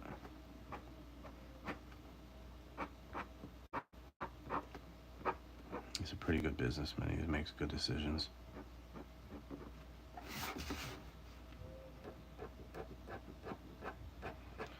Especially when it comes to putting your name on shit, he's probably making the right choices.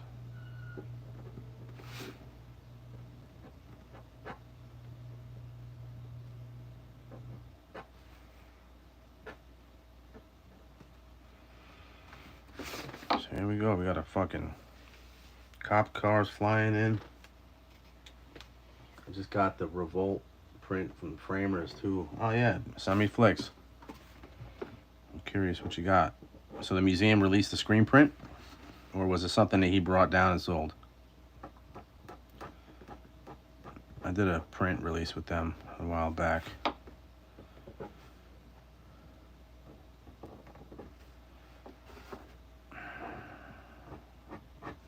I think they're gearing up for Art Basel right now.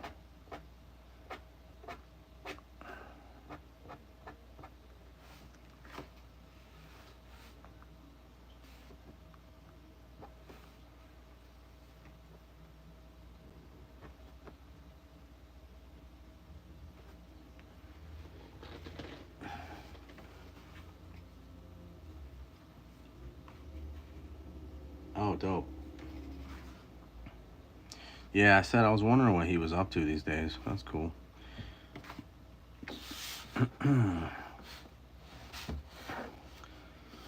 Alright, what are we doing here? Bald Eagle Financial. That's the name of this bank. Figured I'd do some silly shit with a name.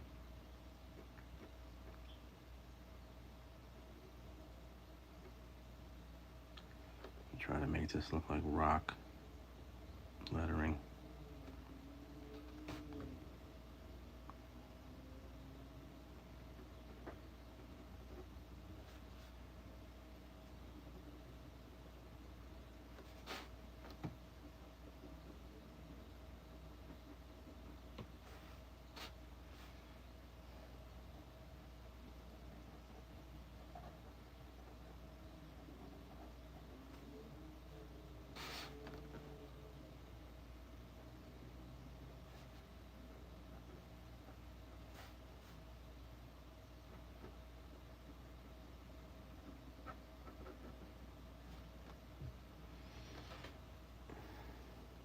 On the site.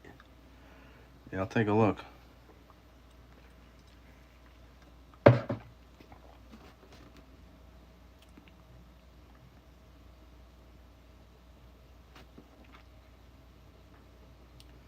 think the museum's in a different spot now from where I was when I went down. I think they moved.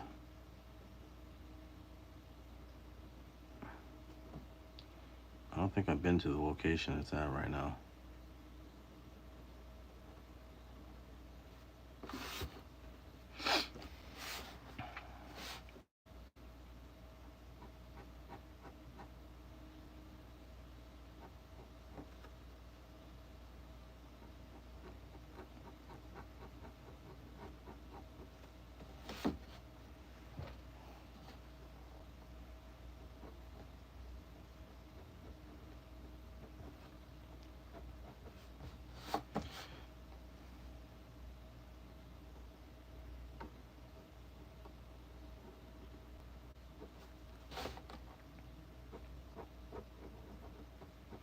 Like I said, this page is going to be a little more technical than I'm normally used to doing.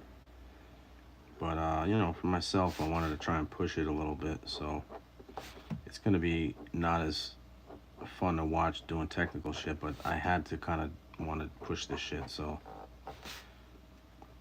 I figured I'd at least get a kickstart on the live. And then the rest I'll probably just time lapse. Because it is going to be a lot of technical perspective and signage and windows and pillars and shit.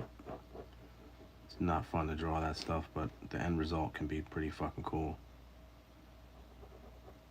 So,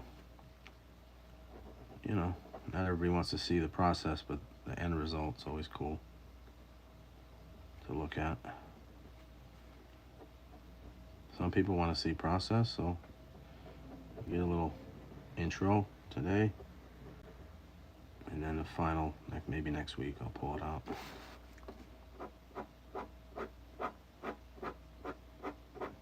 Little crows chilling on the top.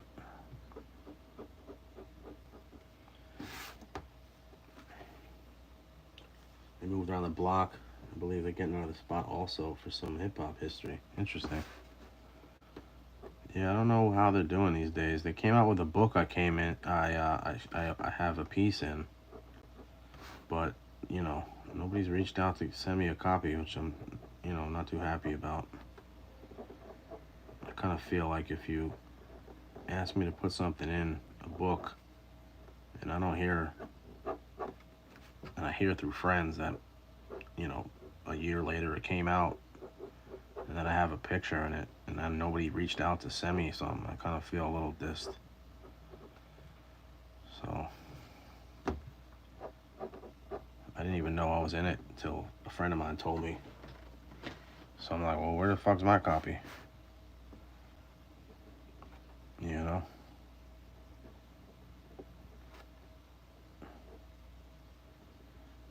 Anyway, another topic for another time.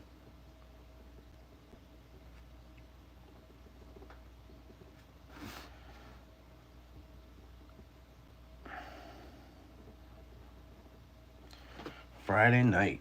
Man, this fucking month is already half over.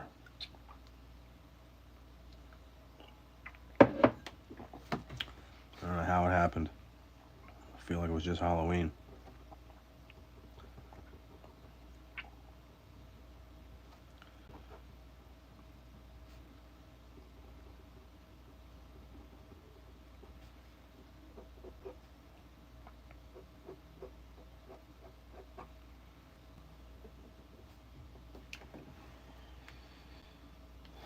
Yeah.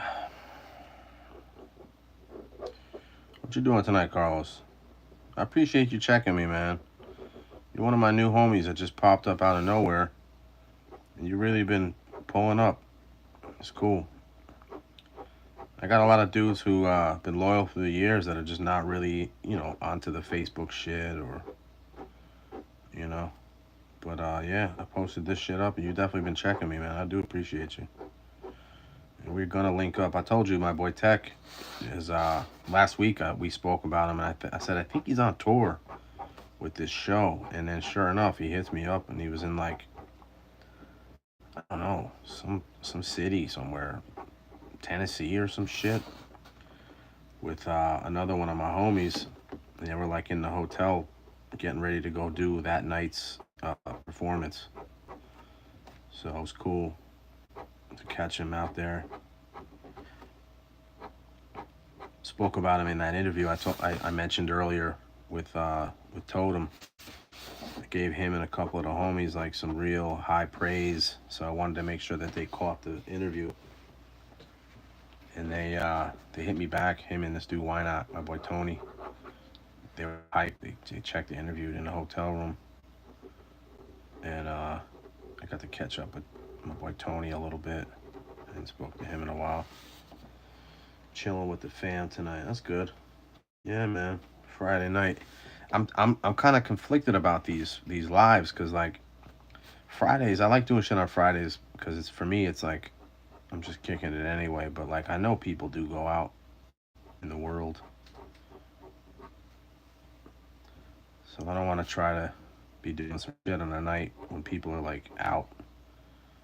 But so maybe when this shit starts to develop a little better, I may end up doing it a little more during the week or the hours. I don't know what's the best time to do this shit for people. Because I used to watch other people's lives while I worked, which I'm home, so like I'm working on shit, which was cool because I was just leaving it on in the background. But I don't really know what my demographic's doing. I think it would be cool if I knew my people were out here working and listening to my shit, but I don't know what people do, man. I watch a couple YouTube lives. Yeah, him and Why Not posted it up. Yeah, it was cool. They were hyped. I wish I could give my homies more praise. And it's like they don't really hear the history too much through what I saw. But man, homies was there. Like, there was a lot of, I saw a lot of shit go down, and there's a bunch of dudes that don't really get the praise that they deserve. There's a YouTube channel, I forget what it's called.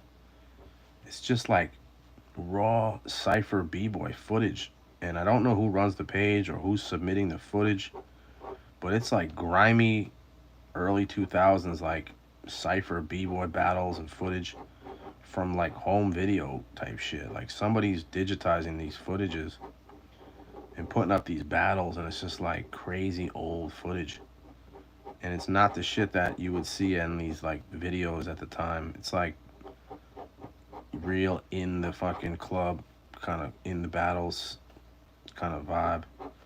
And it's dope because I know I'm in the background of a lot of these events, but I'm not necessarily the ones getting showcased. But I'm like, yo, I was there. That was definitely a jam that I was at. And it's just a cool little window into that era of like the b-boy world. And it doesn't get that much love. The channel's pretty small, but somebody sent me, I think, a battle that Tech was in. And I was like looking at the channel. I was like, oh, this dude's got a lot of fucking some down low heat in this fucking shit. He's definitely getting videos from somebody or digitizing some shit. And it's a cool little channel. I probably know who it is if they told me, but as of now, I don't know who's running the page. something like Archives, like B-Boy Archives or some shit like that. It's dope.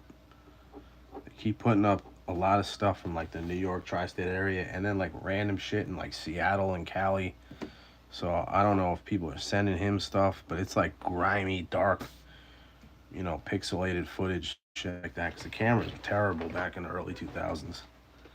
And there wasn't much footage out there, man. Like some of these jams wouldn't even let you bring camcorders in, but when people brought in camcorders, it was usually like, I don't know, I don't want to shit on people, but maybe they weren't really caring too much about dancing. They were just filming shit. So who knows if they were even filming the right shit. But it's cool to see that window into time, because a lot of the really dope jams, they wouldn't let cameras in. So there's a big gap in like documentation from that era, the early 2000s into the 2010s and stuff like that. So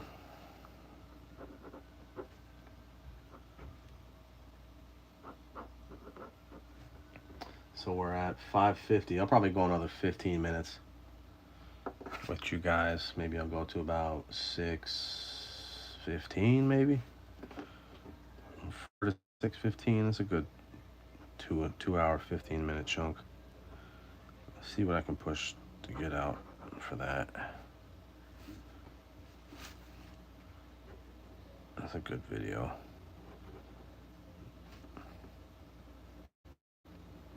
I'm gonna have fun with these bricks, doing all little textures and shit, cracks and all kinds of little shit here and there. Little macro up close, going down to this street scene where the cops are fucking rolled up, unbeknownst to the guys inside, who kind of come out and they're kind of surprised by what's going on outside. And that's all I'm gonna say, but hang tight for the fucking follow-up of this shit. It's gonna knock your socks off. Because one of the things I'm doing here is like, it's weird because I'm not a storyteller, but I'm telling some kind of story, but I'm sort of trolling a little because I'm setting you up for some shit and it ain't gonna be what you think. So knowing that I'm not a storyteller, I'm telling a story that's not what you think's on the page when you turn it. And the whole book is going to be that approach, because I know I'm not a storyteller. That's my weakness with this shit. So I'm just embracing it, and I figure I'll learn on the way, but also my humor is going to come out, a little bit of fun, and yeah, I'm definitely going the wrong way when you hit that fork in the road as far as like being a storyteller. I'm gonna be doing shit that you're not gonna be used to seeing, and I think it'll be funny as fuck. So there we go. All this time getting the viewer invested in this bank robbery scene, and then we just might see a different thing altogether. I just want the viewer to be like, what the fuck is this dude doing? That's literally it. I just want the viewer to be like, what the fuck is this dude doing? What is he doing? Every page, every couple pages you turn, you're gonna be like, what? This shit? Nah. What is this dude doing? That's the goal.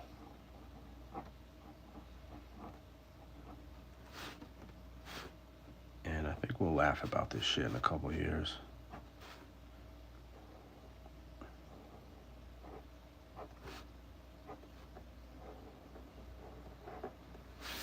So you gotta check it out, like a time capsule. Looks like a time capsule. Oh, the videos? Yeah, the YouTube channel. Yeah, definitely. It's weird because, back then I filmed a little bit. I had like I don't know, some kind of mini DV camcorder at the time. I was filming my practices and a couple jams here and there. Mostly just practices, just to watch what I was doing, but I wasn't really like the guy at the events with a camera.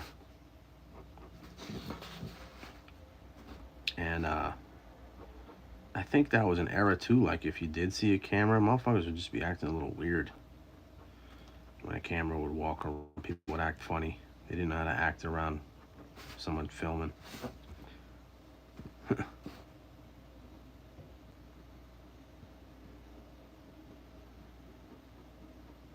But yeah, the time frame, the way people were dancing, it was pretty funny. The type of shit that they were doing. It's niche, man. It's very niche. Like, I talk about b-boying and shit on these things. Like, if you don't know anything about b-boying and breakdancing, it might come off like, the fuck is this dude talking about? But there was a lot of dudes in my era that kind of still around. They know what's up.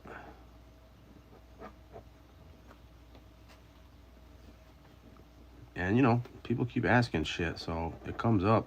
I don't want to sound like a broken record, but I can talk about a lot of shit. Especially from that era.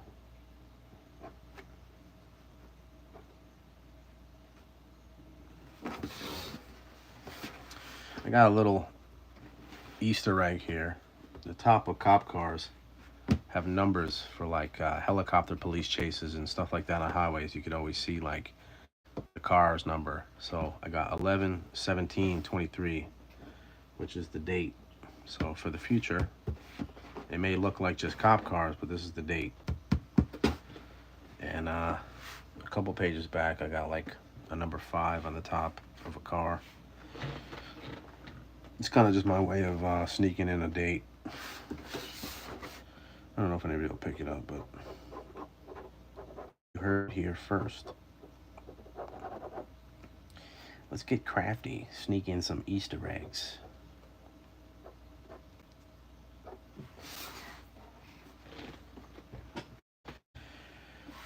Two.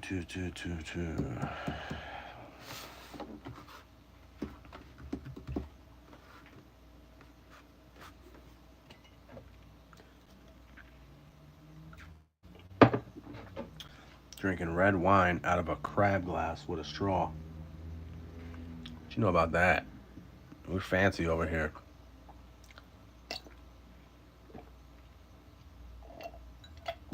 Friday night red wine. Drinking and drawing. I got a lot of technical shit like this, like wording. And I got a big police emblem that's gonna go here. So I got a patch. Try and do this kind of shit. Kind of like on the side. So I got this for a reference. Old patch.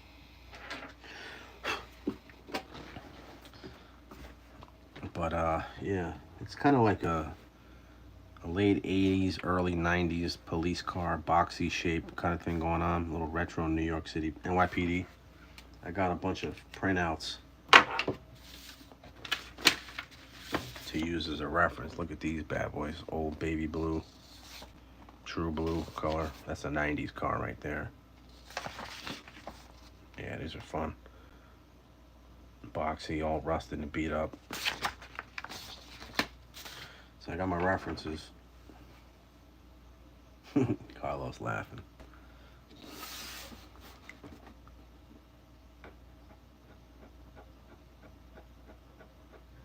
I think Carlos laughing at the crab glass. That's what I'd be laughing at if someone popped that shit out. If someone said, I'm drinking red wine on a Friday out of a crab glass, I'd probably laugh.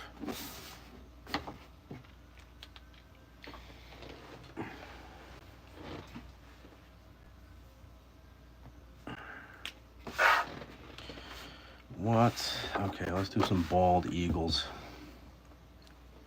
This is the Bald Eagle Financial Bank, number 13. But I got these eagle statues right here. Chests out. Supposed to look like statues, but you know, who knows. think of a bald eagle. I think of that eagle from Sesame Street. What the fuck was his name? Sam the Eagle? When I was a little kid, he always had this weird fucking grin on his face. Big eyebrows and shit. Sam the Eagle. That shit was funny. Anyway, this is the Sam the Eagle fucking bank.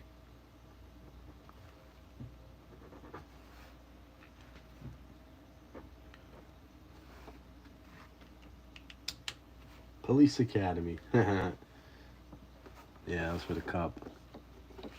Damn, Police Academy. That was the shit back in the day, too. I always think, like, I want to watch some old funny movies. What should I pull out? I think I need to pull out fucking some Police Academy, man. That should be hilarious. That dude that made all the sound effects with his mouth.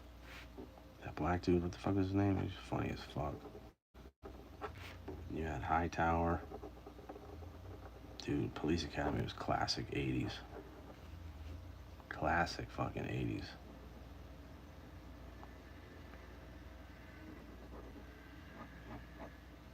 That little black chick with the high voice.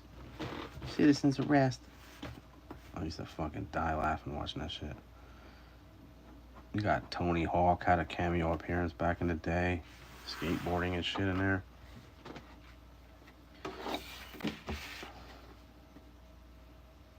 Police Academy was the shit growing up. That, Airplane. There's a bunch of dumbass movies in the 80s that are probably cringy to watch, but just nostalgic wise, they're probably pretty funny.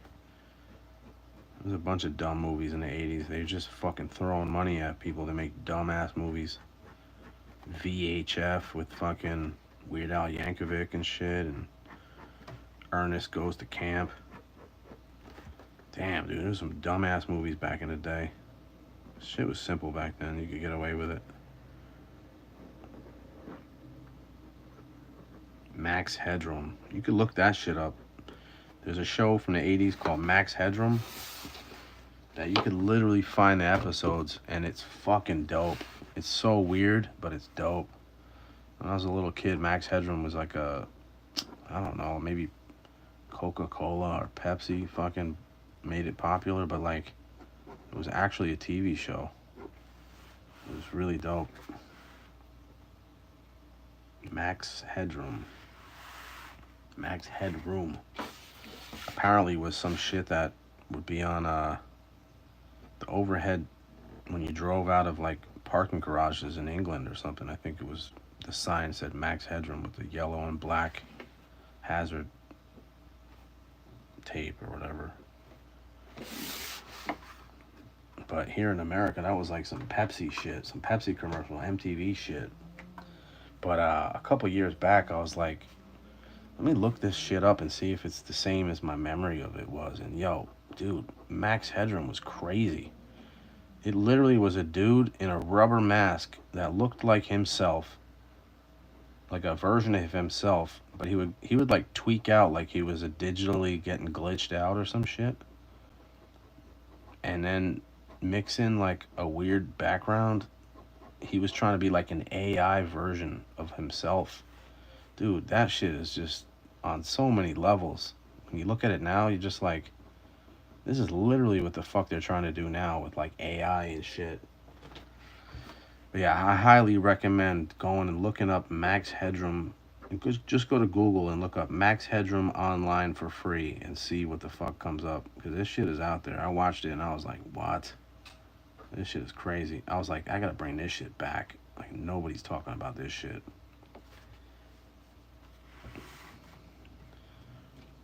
But yeah, I think I'm a little, I love nostalgia and retro shit and old school stuff. But yeah, ain't nobody talking about Max Headroom. That was some definitely one season, one and done type shit. But it was dope. I was a little kid. I used to watch TV at night. I had to be in bed by like 9. I watched my Knight Rider and A-Team and what else? MacGyver. Whatever else came out through the years when I was a kid. But Max Headroom. I don't even know what the fuck year that was, but I watched a little bit of it. But mainly it blew up on some Pepsi shit. I think Pepsi hijacked it and used it as a ad campaign. Am I gonna have to go look up a fucking Max Headroom t-shirt on eBay and see what the fuck I can find?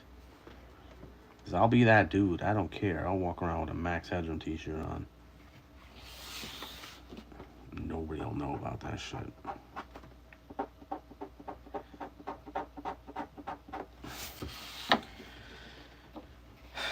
All right.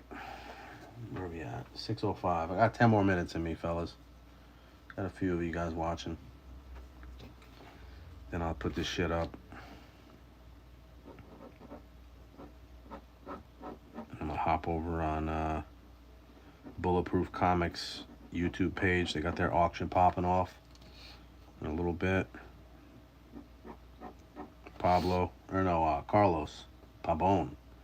If you're on, man, hop over there. You can chat up in there in the comment section.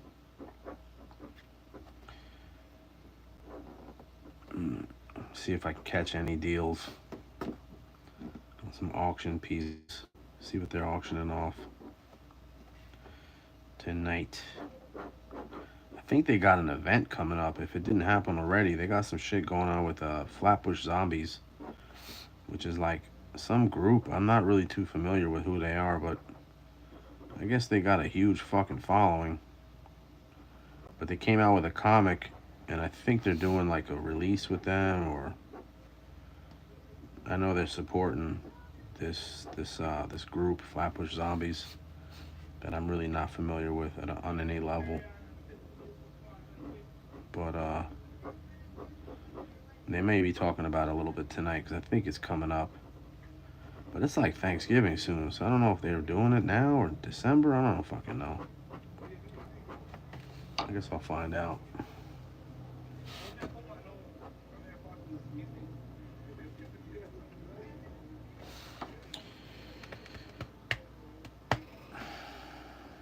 Fucking crows. Fucking crows.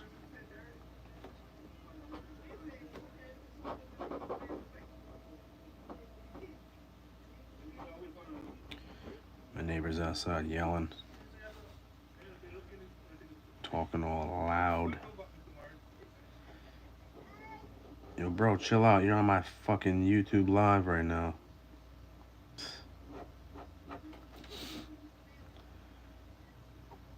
I'm trying to draw some bald eagle lettering. I don't need to hear you in the background. Wrap it up.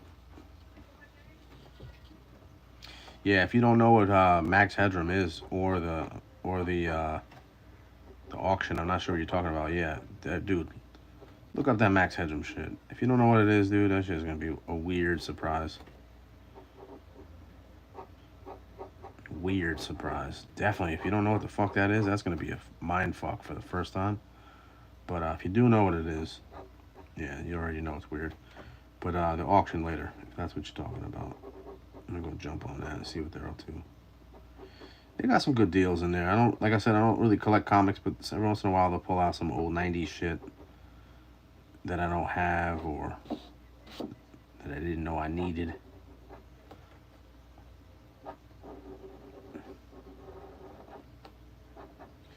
I gotta go check that dude. I bought some shit off of him like a month ago, and I still don't have it. I have to go pick it up. I won a couple of auctions and never went and got my shit.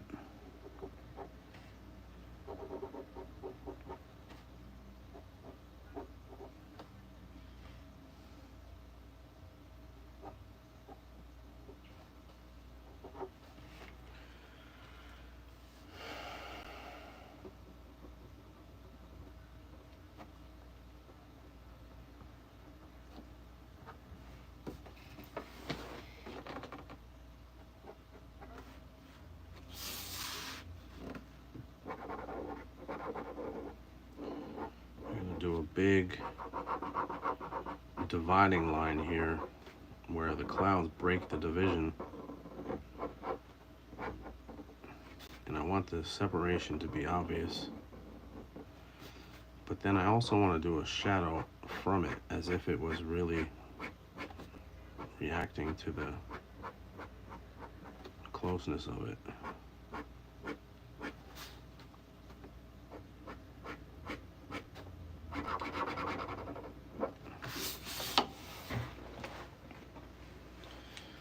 So, Flatbush Zombies, they have a crazy comic book style album cover. Want to see that comic they did? Yeah, I don't know about them, dude. Do you listen to their music? I don't know shit about them. I gotta be honest, man. I don't listen to much hip hop these days. I gotta be really honest. I'm that 90s dude. I don't want to sound like some old shit, but like I'm that 90s dude. But you know, I can't hate on their PR. I heard of these dudes. Definitely heard of them. I don't know why, but they got a fucking following, so they're doing something right. And they were saying that there's like a bunch of dudes in the group, and some of them are like in Cali and shit. Like they're all spread out. I don't know how these guys make music if they're all fucking spread out. Or do shows, for that matter. But apparently they got the comic book being released through them. Or a release, I should say. But apparently everybody's flying in for it. So they're going to have like signed copies.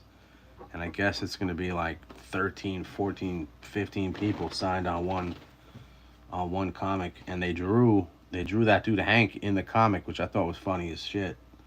Because he popped up in a Ninja Turtles comic that he told me about. And I don't know nothing about this type of shit, but to me, that's hilarious.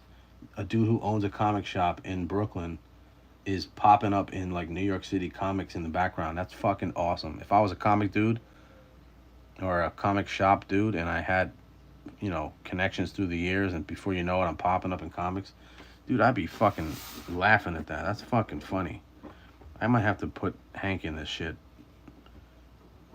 Figure out a way to draw Hank up into this little project I'm doing. He's the man, yo. That dude's like, he's a cool motherfucker.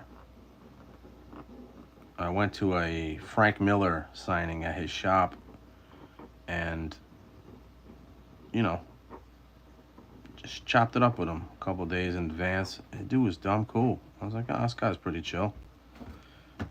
But I realized the people he's around, they really show him love, and so to me that meant a lot that these guys are really going and supporting him. So it's a good testament of who he is as a person. He's got a good support team around him, and he's a cool dude. He's a smart guy. He's been around. I think his shop, he said it was around for 25 years. That's a big deal in New York. I heard one song, and that's the only cause I heard. They do music on mushrooms or some shit. Yeah, okay. So they're definitely trying some fun shit. I'm not mad at that. Don't get me started on the mushrooms, dude. Don't get me started.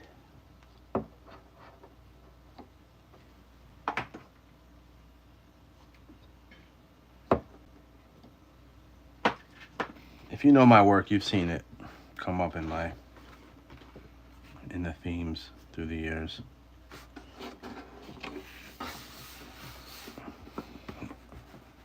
I am no stranger to psychedelics.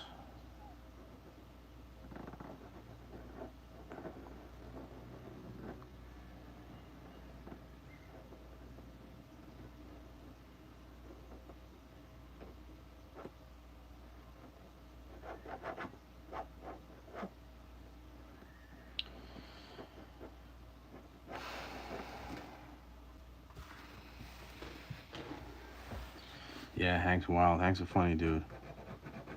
He's a good dude.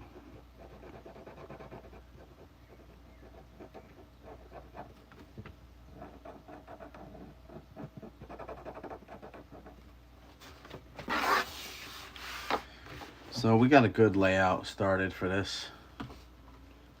mean, at least the loose stuff, you know, some foreground. The background is going to be a lot of real small line stuff. So I think I'll pull it together kind of like real slow, off cam, maybe on some time lapse type of shit, but we got a good jump on it tonight, I think. Good start.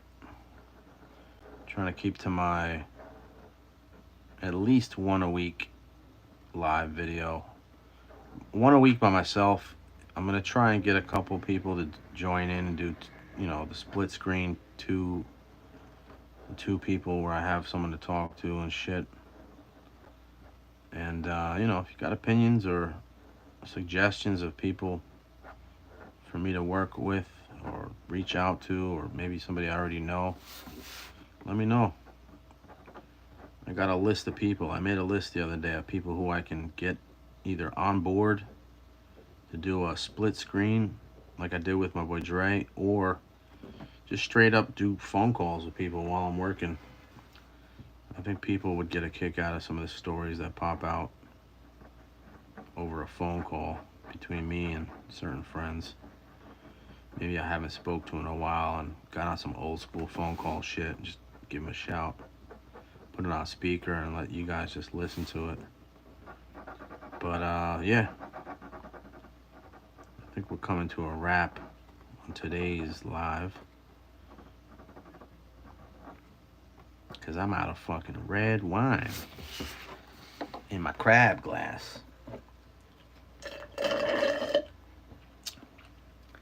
Look at that. Next week I'll pull out another funny glass. Thanks, brother. Omizu Paints. Appreciate you checking in. It's a start, you know what I mean? It's definitely a start. Give a little close up. This guy's face, I might have to, I don't know. I think every time you see a little bit of a face is an opportunity to play with some funny shit. And sometimes I catch myself just pushing past things just to move on, but I gotta constantly pump the brakes and come back and say, maybe I can, you know, give an opportunity to do something funny with it. But you know, we're starting. This is another page. I think it's 16 or 17, minus the ads that I got going on. But Friday night, I think we just did 2 hours and 15 minutes. And I don't want to bore people to death, but man, I could keep going. But you know, we'll talk, man. Crabs and red wine, Carlos. Yeah, I appreciate you, man. We'll keep doing it. I'll keep putting them up, archive them. You know who I would suggest for a split screen or phone call? Who's that? Oh, who are you talking about? Yeah, I'll catch you on Bulletproof too, man. Probably about an hour. I think they pop off at 7. AL, who's the split screen phone call? Tell me. You got that big grin.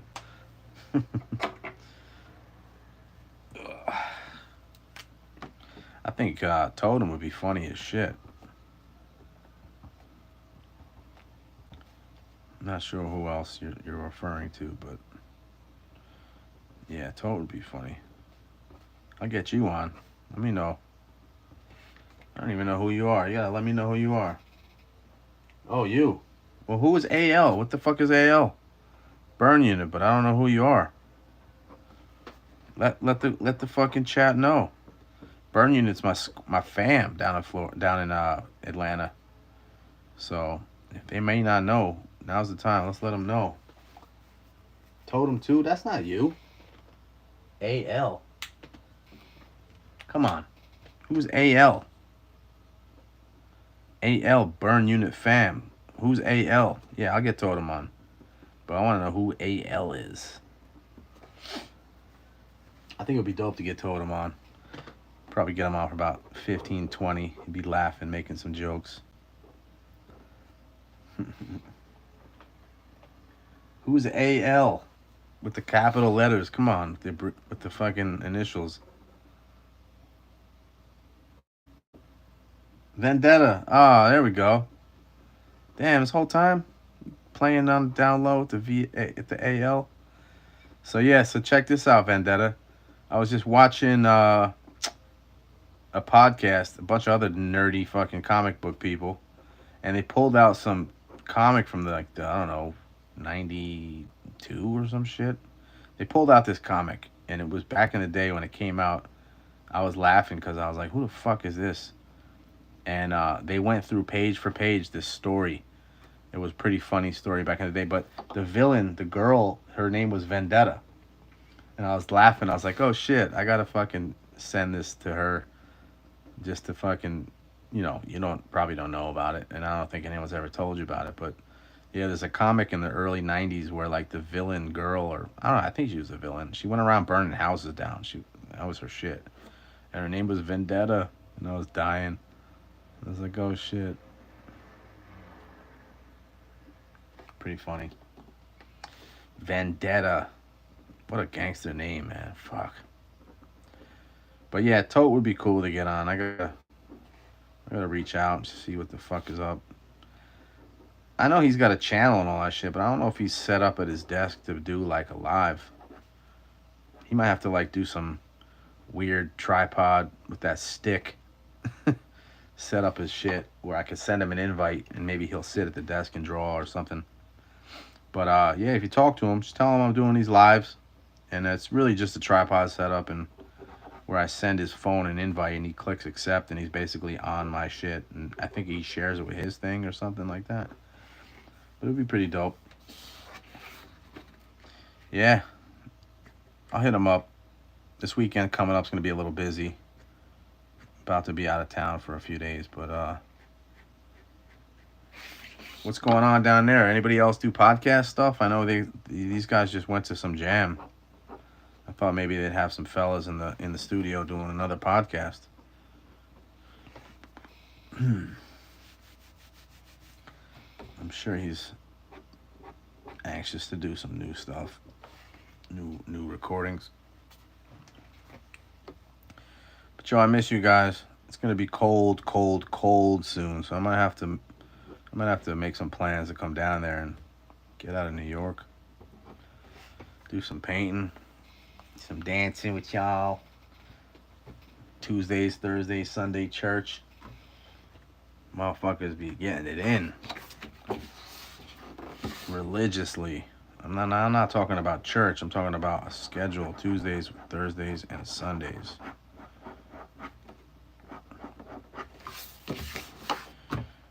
But anyways, yeah, I will. Would be dope to see you both. Strike did a B-boy interview. Oh, with some of the homies that were in town, or Miami guys. I saw something about that. Was it on the fly or was it actually in the studio? Yeah, he's been doing his thing. That's cool. Catching some interviews.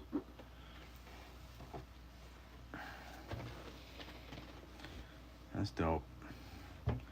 Yeah, that studio's dope. You guys got to get more homies to kind of jump in there and do some interviews. Yeah, I hope to come back. I didn't know. I gotta check in with you guys when's a good time to pop into town. I know there's always some car shows or some shit going on, so I don't want to interrupt the flow. I just want to jump in and kick it.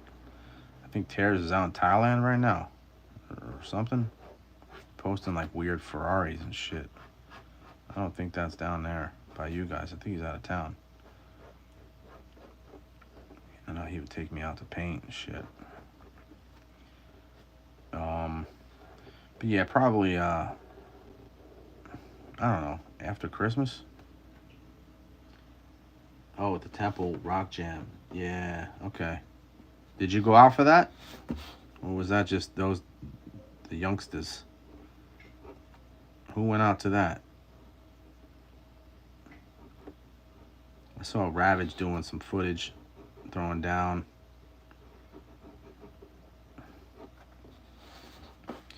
I didn't realize that was an actual jam.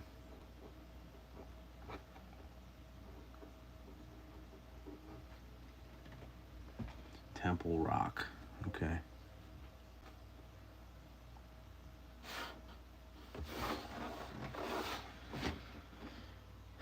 All right. I think I'm good for the eve. Throw a little bit of this.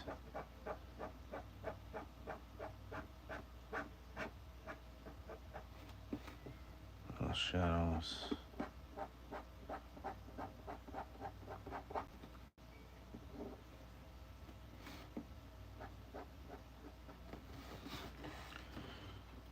This is it for the night. Fellas, there's a few of you in here still. I appreciate you guys checking. Boring ass night, but you know, we got some in. Got about, I don't know, 35, 40%. Maybe 40% way through. Next week I'll have it finished. I'll probably put a video up on Instagram now, a video blog. I don't know what I'm up to. I forget, but I gotta do a little bit of a post on Instagram. But yo, peeps, Totem Strike and Ravage in Denver with Jolt. Oh, okay. Cool. All right. Well, yo, everybody, I appreciate you coming. Till next time. Vendetta, yell at Totem. Tell him I want to get him on a live. I don't know. He might be hyped to this shit. He might know what's up with it. I don't know. If not, maybe I can kick him in the ass and get him in gear to do it.